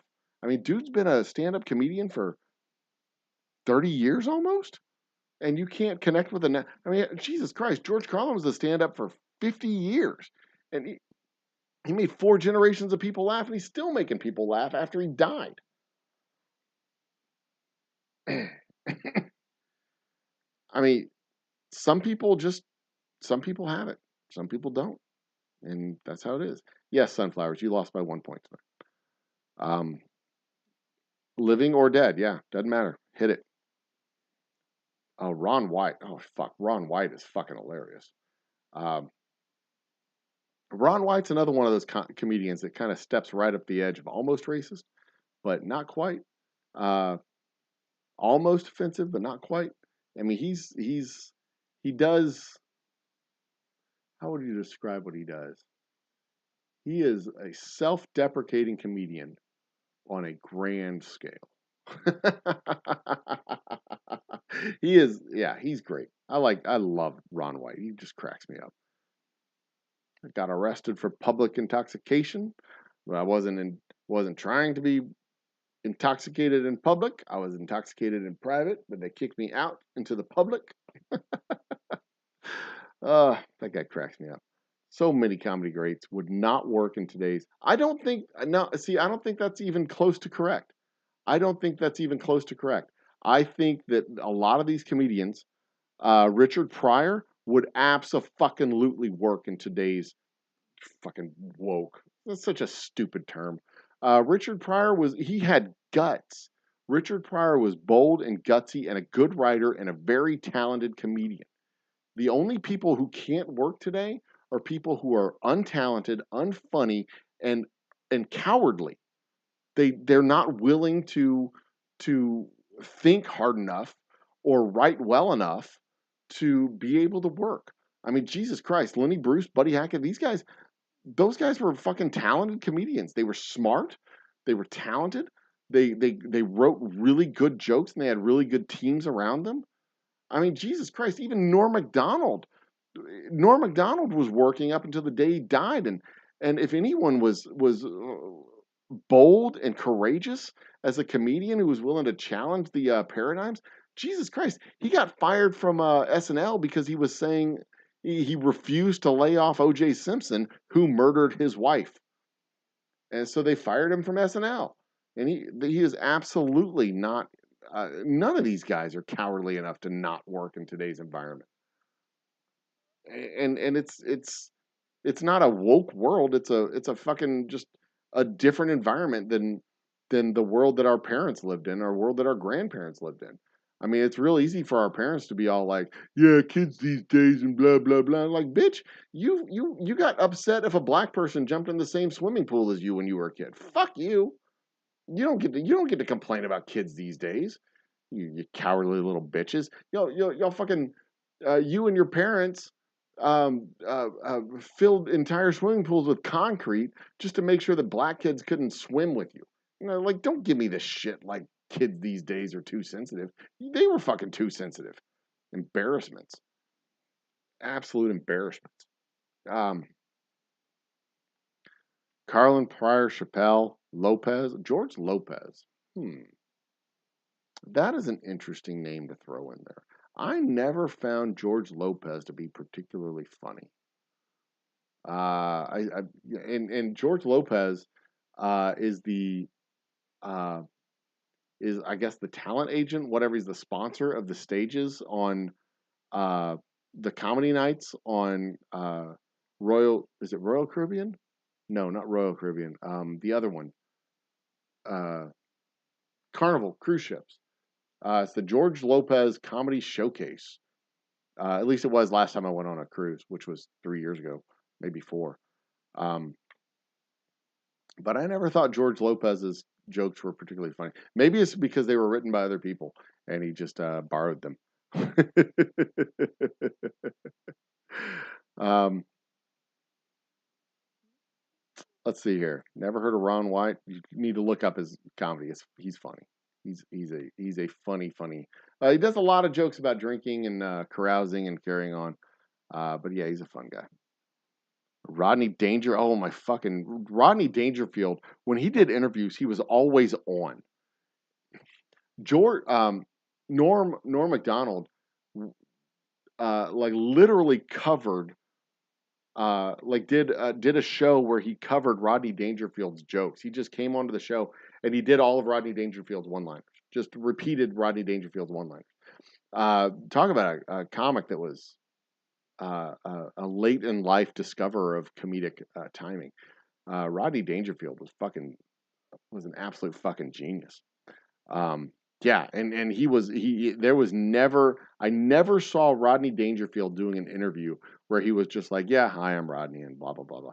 Like he came into an interview, of course, he was doing interviews with people like Johnny Carson and he was an old line comic, but he was coming into the thing hot every goddamn time he was doing an interview. He was coming do Good Morning America, he's coming in hot. He's doing Tonight Show, he's coming in hot. He's doing the Lions Club, he's coming in hot. And no matter what he was doing, he was a consummate professional. You never saw him in public as just Mr. Dangerfield. He was always Rodney Dangerfield all the time. Oh God, that guy. Benny Hill, most deaf would not fly today. Oh well, the what Benny Hill did. Okay, so what Benny Hill did in the 70s would not get redone today, but Benny Hill as a comedian would be able to do Benny Hill comedy today because it would be different comedy. He was that kind of he was that kind of talented, and I would also disagree that racism, sexism, they are extremely funny, but only if they're done the right way. Only if they're done the right way, because like saying I came into the office and my boss fired me because I'm black. That's not a funny joke. That's not a joke. That's fucking tragic. That sucks. But saying, we needed to save, we need to cut our budget by 30%. So what I did is I fired all the guys and just hired women. See, that's a funny fucking joke because it's like shining a light on the actual situation, but it's like facetious at the same time. I needed to cut the budget by 30%. So what did I do? I fired all the men and just replaced them with women because, women make 70 cents on the dollar to men. That's the joke. That's the fucking joke. It's a lazy joke. Don't get me wrong. It's a lazy fucking joke, but it's a joke. That's sexism right there. There you go. There it is. Sexism can absolutely be considered fun. And to be completely fair, I've heard that joke said in different ways. So many. Hell, they just said it on Saturday Night Live this last couple of weeks. Like, there are more states now with women governors than ever before. I think they said there's 13 states now with female governors, which means 12 states with female governors. More states now with female governors than any time ever in the history of our country. And also that means there's 38 states where dinner will be ready on time. There's and that's the kind of that's good writing. That's a well-written joke. That's setting you up and then giving you that's setting you up and then giving you an unexpected punchline to kind of throw you off and make you laugh. That's a good joke. That's a good joke. I'm not a talented enough joke writer to be able to make a joke about consistently make jokes about sexism and racism. I can't do it. But that doesn't mean that those topics are off limits and not funny, because they can absolutely be funny. Absolutely be funny. I mean, I used to make the joke when I was out. I would joke to myself when I was out, like hoeing my garden, like tending my garden, turning over the sod, trying to get everything prepped up for the planting in the spring. And I'm out there banging away at the grass, banging away at the dirt, flipping the sod over, doing all the work, going, God damn, this is hard fucking work. I can see why my great grandfather hired people or bought people to do this shit for him. It's hard fucking work. Nobody wants to do this for themselves. And it's a lot funnier in my own head when I say it to myself than it is when you say it out loud to other people because it's, fucking gross. But at the same time, I mean, a good comedian can write a funny joke around that. I can't. I'm not a good comedian. I stick to whiskey mostly. Um,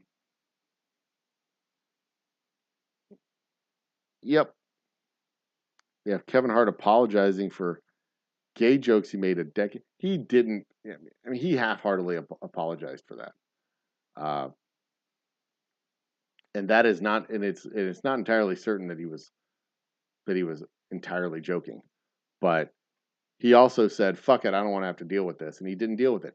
But Kevin Hart isn't exactly canceled. Kevin Hart is still doing stand up. Kevin Hart is still doing comedy. Kevin Hart is still making movies.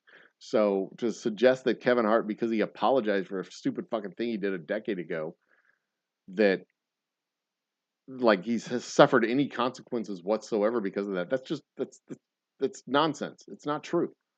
It's just this is a nonsensical statement. Like just because Kevin Hart apologized for something, I mean, he didn't. He suffered zero consequence. Zero con. There was a nothing story, a nothing burger. It absolutely had zero impact on the public discourse and his career at all. He didn't host the Oscars. Big fucking deal. He didn't host the Oscars. Fluffy. That's another guy that I don't like because he does the voices and the sound effects and shit like that. That drives me nuts. That's like, hmm, yeah, I don't. Yeah, Fluffy is. I mean, I see how he's funny. Like his jokes are funny. He tells a lot of really funny stories. Like when he delivered uh the most racist uh gift basket to his friend. they, they were going around. I don't know where. God, that if you Google the story, don't Google it. YouTube it because it's on YouTube. Um, Fluffy most racist gift basket. Okay, so the gift basket. Gabriel Iglesias, the gift basket. It's like a 15-minute video. They also have one that's a 6-minute video. So yeah, it's the gift basket. The story of Gabriel Iglesias and the racist gift basket. Netflix's joke. The gift basket. It is worth the watch. Go do it now. Go. I give you permission to skip off here and go check it out. The most racist gift bag. They're going around. They're getting all the racist shit. They're bringing it to his friend. That is an absolutely hilarious story. Um, but he also doesn't do all the stupid voices and sound effects and noises in his in that story. He just tells the fucking story, and it's an absolutely hilarious story. Um, San Minaj. Thinking of okay. Now I'm thinking of the okay comedians. Anyone here? Aziz Ansari. Now that was a dude who got in trouble for something. I don't remember what he got in trouble for, but he kind of vanished. He said something or did something. He got in trouble for it. I don't remember. But that was several years ago. But I still see Aziz doing stuff. I think he's got some specials, and yeah, he's a. I don't remember what he did. I don't remember. Um, but yeah, he was hilarious in Parks and Rec. Um, but yeah, Bill Maher. Bill Maher. Bill Maher is he strikes me as a dude who's just trying to piss people off for the sake of pissing people off. He's not. He doesn't strike me as brave or edgy or avant-garde. He's just like I'm just gonna throw firebombs and see where they land, and he doesn't really care. Yeah, and yeah, he seems disingenuous. He's like, who am I gonna piss off this week? Let's see who I can piss off. Um, what about female comics? Yeah, interesting that you've mentioned that we've all mentioned a bunch of male comics. I think I mentioned Sarah Silverman earlier, Carol Burnett. Um, uh, there was Sarah, not Sarah. Not, I was gonna say Nicki Minaj. Nicki, Nicki, shit. Nicki comedian, Nikki Glazer. That's who I'm thinking of. And then Schumann, Schumann, Schumer. What's her face? Sarah Schumer? Is that her name? Carol Schumer? I don't remember her name. Something Schumer. Amy Schumer. That's her name. Amy Schumer. There's but then there's a whole bunch of others too that are like they're like young comics and they're YouTube famous and they're Mary not this one isn't young. She's Mary something or another. Uh, Interesting that we know the guys' names a whole lot better than we know the women's names. Eliza Schlesinger. I saw Eliza Schlesinger for the first time on Last Comic Standing, and I thought she was absolutely hilarious. Don't like the guy at all much, but the way Patton Oswalt handled a heckler. Patton Oswalt is he is a he is a very unique comedian that in that he went through the death of his wife very publicly, and he very publicly went through the grieving process, and he very publicly, found a new wife and or a new companion, new wife, and all the other. He's another one of those comics that he's not. I mean, he's as funny and fills arenas and stadiums just like or theaters and arenas just like these other guys, Chris Rock and Kevin Hart and all these other guys. He is 100% on the same level as those guys, at least as far as his career goes. Um, but he takes it in an entirely different way. He takes his satire and points it towards cultural stuff like nerd shit and in some cases politics shit. He does a very good job of what he does. I haven't seen much of what he's done in the last several years, but last few years at least. But I mean, he does a lot of acting and voice acting too. So yeah, there you go. Yeah, see, I don't know if I agree with this either. That there's two. I mean, there's always been a lot of comics that just walk on eggshells, and I mentioned this before. There's the cowardly comics that just do the milk toast, middle of the road, mainstream stuff. I mean, Bill Cosby was one of those guys. He did, uh, a whole bit about making chocolate cake for breakfast and pissing off his wife and the best way to get out of doing the dishes is you do them wrong. The best way to get out of doing the pots and pans is you put them in the wrong place, and my wife won't ever let me do them again. And that was that was funny the first couple times you hear it, but then after that it's like, yeah, everybody tells this joke. It's ha ha ha ha ha. My wife gets mad. But Bill Cosby rode that whole comedy train up all the way to the top. Leveraged it into the All American Dad TV shows, and he was an actor and everything, and he did well for himself. That middle of the road shit works really great for a lot of comics and a lot of actors. They can leverage that into all kinds of stuff. Uh, you know, Bill Dunham with his stupid uh, puppets that he fucking turned into a whole Las Vegas act, or Larry the Cable Guy is a whole satire all in and of himself.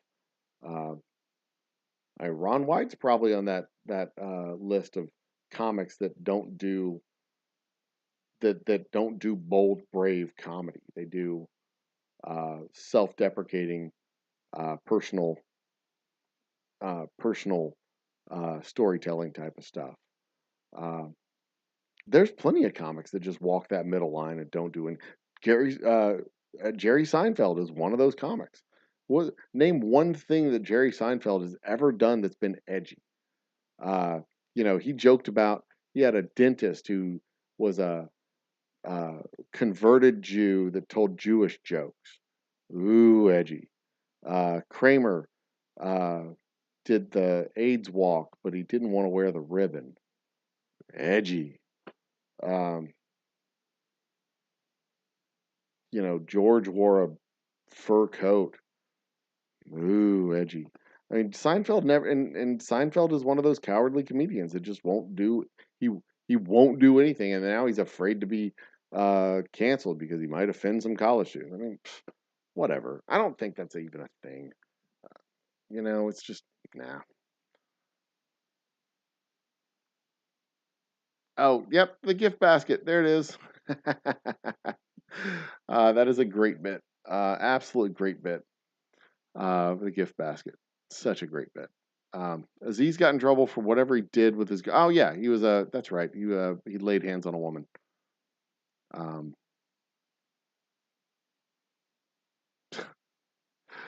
uh, something. Only female comedian I can think of besides Silverman. Funny look. Wanda Sykes is another one. Yeah, yeah. I know that she's a really funny actress. She just something about her just grates me. I don't know what it is. Mindy Kaling is a she's a very good writer. I haven't seen any of her stand-up stuff, but I know that she's a very good writer. Um, The Office couldn't be made today. Uh, I don't know how The Office couldn't be made today. I mean, maybe because it's already been made, but they do plenty of Office documentary type shows that The Office created that whole genre in the United States. Yeah, see, I think there's a lot of comedians that say stuff like that try and make themselves make it sound like they're more self-important than they really are. They're like, "Oh, well, what I did back in the '90s couldn't be done today." Like, really? Like, because I can cite at least 3 shows that came after your show that was still going on for several years after your show came off the air. It's like, how could it not be made today? I mean, maybe it wouldn't be made today because networks aren't trying new things, or maybe it's not made today because it's already been made. I don't buy that shit. I don't buy that shit. Because I'm sure there were plenty of network executives who were like, this can't be done today. That's not gonna be funny. That's gonna be terrible. And then they went over to the BBC and did it in England and brought it over here and did it over here eventually anyway. Um, Chew and Makuchi are funny. Who the fuck are Chew and Makuchi? Who are Chew and Makuchi? Uh, Garfunkel and Oates is what I'm thinking of as far as a female pair. And they're edgy. They walk right up to the line of, um, uh, they do musical comedy, and then they play songs. One of them has ukulele, the other has guitar. But songs like uh, the the the biblical loophole is having anal sex. Uh, Preserve your virginity and do it in the butt. Among other songs that are very funny. Um, but yeah, another one that fell off the radar that was somewhat one-dimensional. Cat Williams was another. Yeah, you're right. He's a very short man too, but he kind of fell off. Yeah, Silverman because funny to me after she broke up with Kimmel.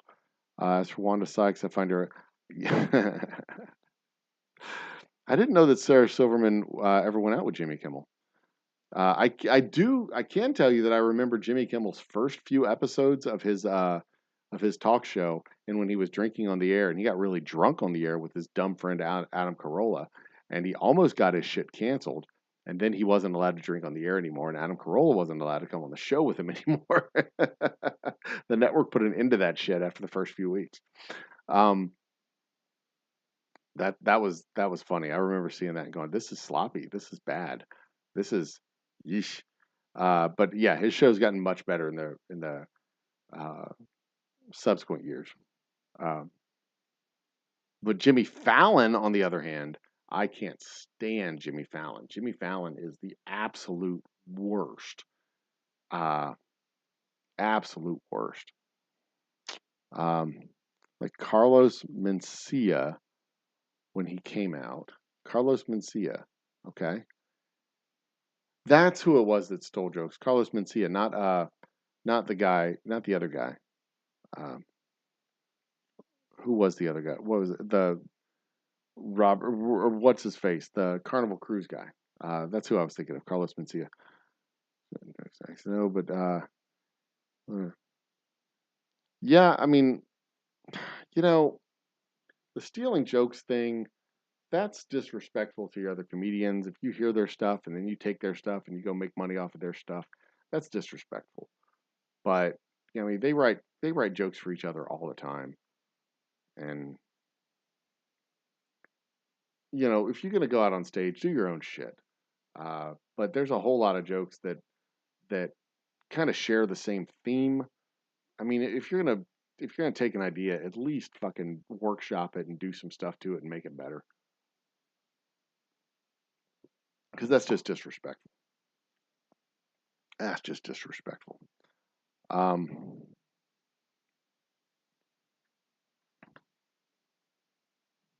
let's see here.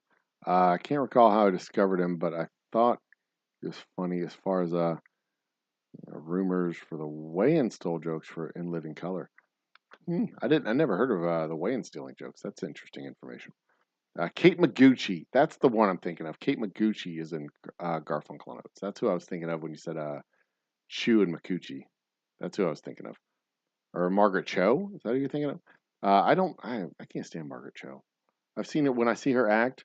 The other one, Aquafina.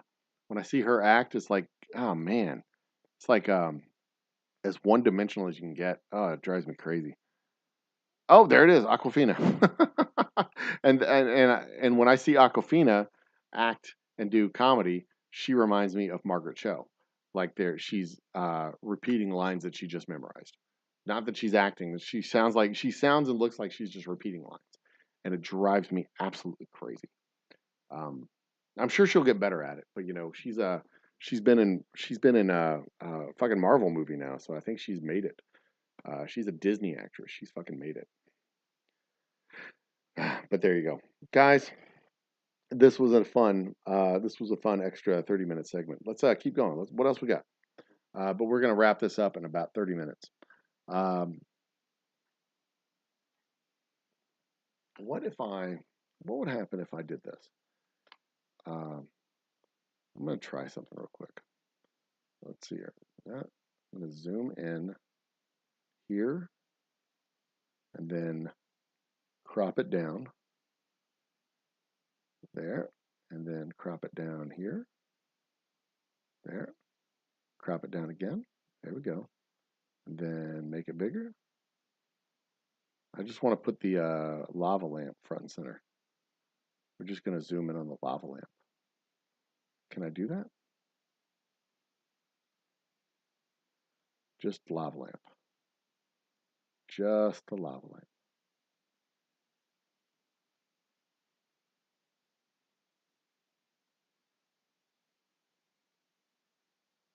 There we go. Yeah, y'all talk amongst yourselves. I'm just going to sit over here and watch my lava lamp. I mean, what about that? Should we do that? Should that be the next like 3 hours of the show? Y'all just talk amongst yourselves, and I'll just sit here with the lava lamp.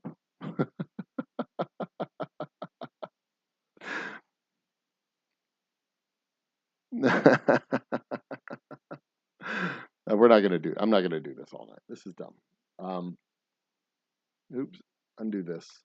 Hang on. I gotta do some. I gotta do some clickety stuff here. Uh, reset.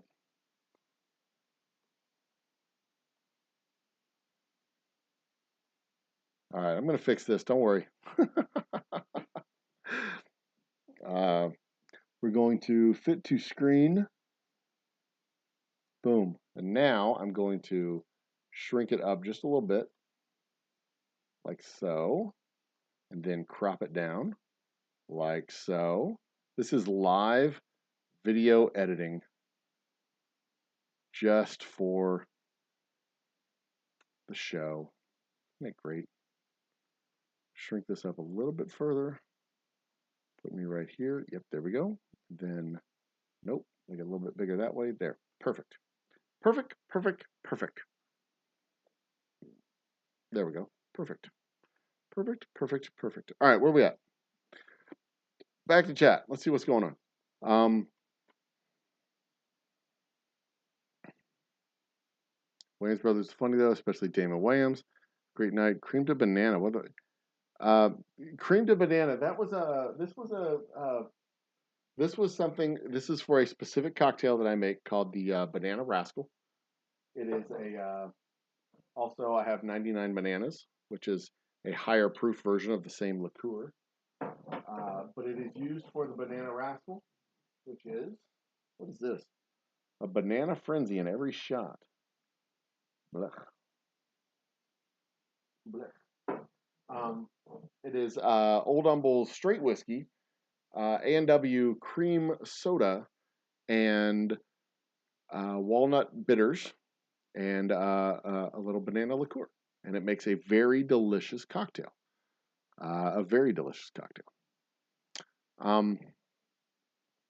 A mixed drink, I think, is the typical. Saw a headline about my favorite whiskey company, Jim Beam, putting out a line of hug simulating pajamas for the hug simulating pajamas. Ugh. Yeah, like gross. Like I don't want some company give me a hug. Like keep your hands to yourself, you creepy old men. Yeah, Adam Carolla. See, guys like Adam Carolla, to me, sound like they're trying to be Norm Macdonald or Colin Montgomery, Colin what's his name? Colin from SNL. No, not Colin Jost, the other Colin. Colin Quinn. I think that's who I'm thinking of. Yeah, they're trying to be Colin Quinn. They're trying to be Norm Macdonald. They're trying to be uh, uh, these loudmouth, edgy, semi-offensive but not really offensive type of comics, and it's like you're just being a jerk. There's some people can pull it off and some people can't. And Adam Carolla doesn't, to me at least, it doesn't feel like Adam Carolla pulls it off. He's just a jerk. Um, and there's a fine line between being a caustic, abrasive individual and being a jerk. Um, I walk that line myself on occasion, where I'm just a grouchy old man, but I try not to be a jerk. Uh, there's it's not easy to do all the time. Um, um, the trial over what? Headed trial over alleged joke theft. Keenan Ivory, Sean, and Marlon Wayans face court proceedings to determine whether they lifted a joke from a former assistant. Interesting. Interesting. You love the 99 series. I think it, yeah, I don't really like the flavor. Green apple, 99 green apples might be good. I like green apples. Um, 11, I like to taste banana, no offense. Yeah, it's the banana liqueur is very subtle in that particular cocktail. In that particular cocktail, the banana liqueur is very subtle, except for the 99 bananas. It's very aggressive in the flavoring. Uh, Margaret Cho stand up isn't good for you, always good for you. Yeah, I think Joy Behar. No, I can't stand Joy Behar. She fucking grates on my every fucking nerve every time I hear her voice. Um, give jokes about their jobs.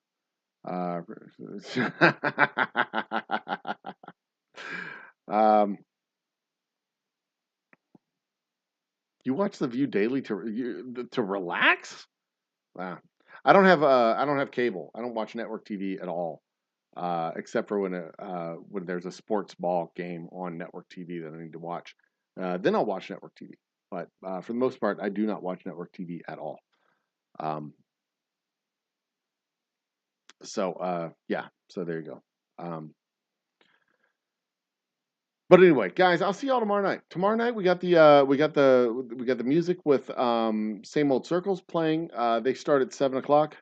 We're gonna do something. We're gonna do something next week to celebrate 100 episodes. This is a landmark. I think. I think it counts. This is the second 100th episode that I've done.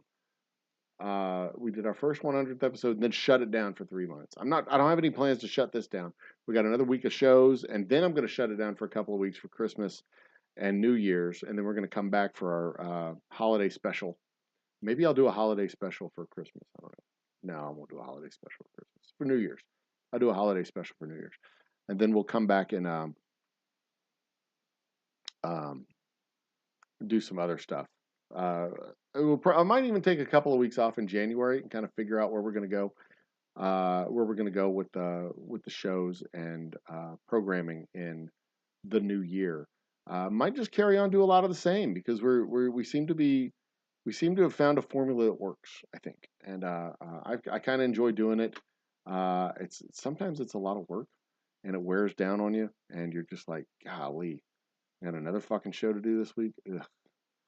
Because there's been plenty of days and nights that I've just been like, I don't want to do it. I'm not going to do it. Fuck it, I'm not going to do it. And then like the show's coming up and it's like almost 9 o'clock and I'm like, fuck it, I'm going to do it. And I get all excited and I start doing the show. Yeah, I've never heard of Ray William Johnson either. Bacon. Haven't heard of him. But I want to thank you guys for keeping this interesting for me and keeping me doing the show. I appreciate the support. I appreciate y'all coming through every week, every month, every hour, every day, et cetera, et cetera, et cetera. Makes the show fun. I know for sure I'll see y'all tomorrow night again. And Bacon, if I have energy left after the show, I will join you on yours. I like coming on your show and getting yelled at.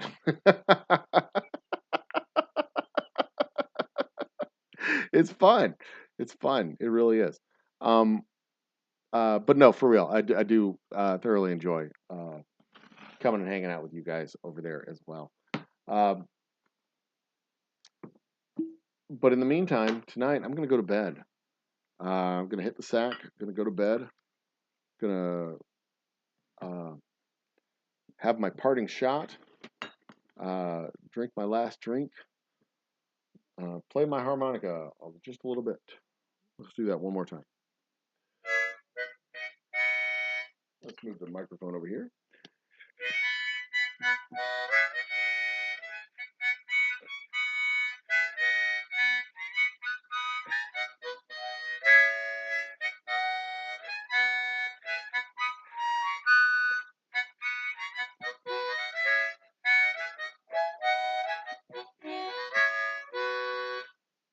All right. There's your musical interlude. This is our parting shot. Carrot Top. Carrot Top is still working in Vegas, by the way. Carrot Top is working in Vegas. He still has a show in Vegas. He is selling out in a theater every fucking night. Dude is jacked. He's completely yoked. He is tan. He used to be this pasty white redhead, but he's got a deep dark tan now. He is completely yoked, and he still does his show every fucking night in Vegas on a stage. I think I know a guy who knows him.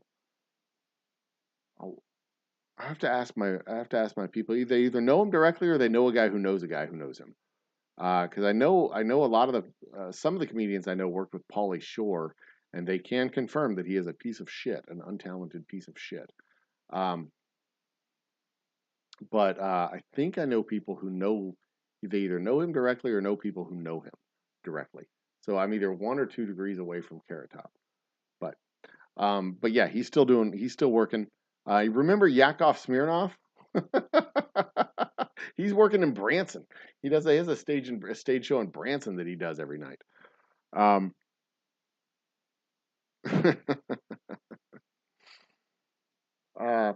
Anyway, all right, ladies and gentlemen, brothers and sisters, children of all ages, raise your glass for an amazing run that we've had so far, and a run that hasn't finished yet. We're going to keep this thing going for as long as I can. And And as long as it's practical to do so. Number 100.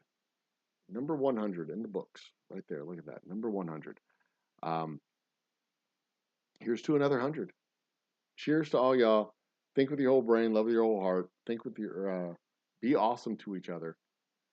And until we see each other again tomorrow night, cheers.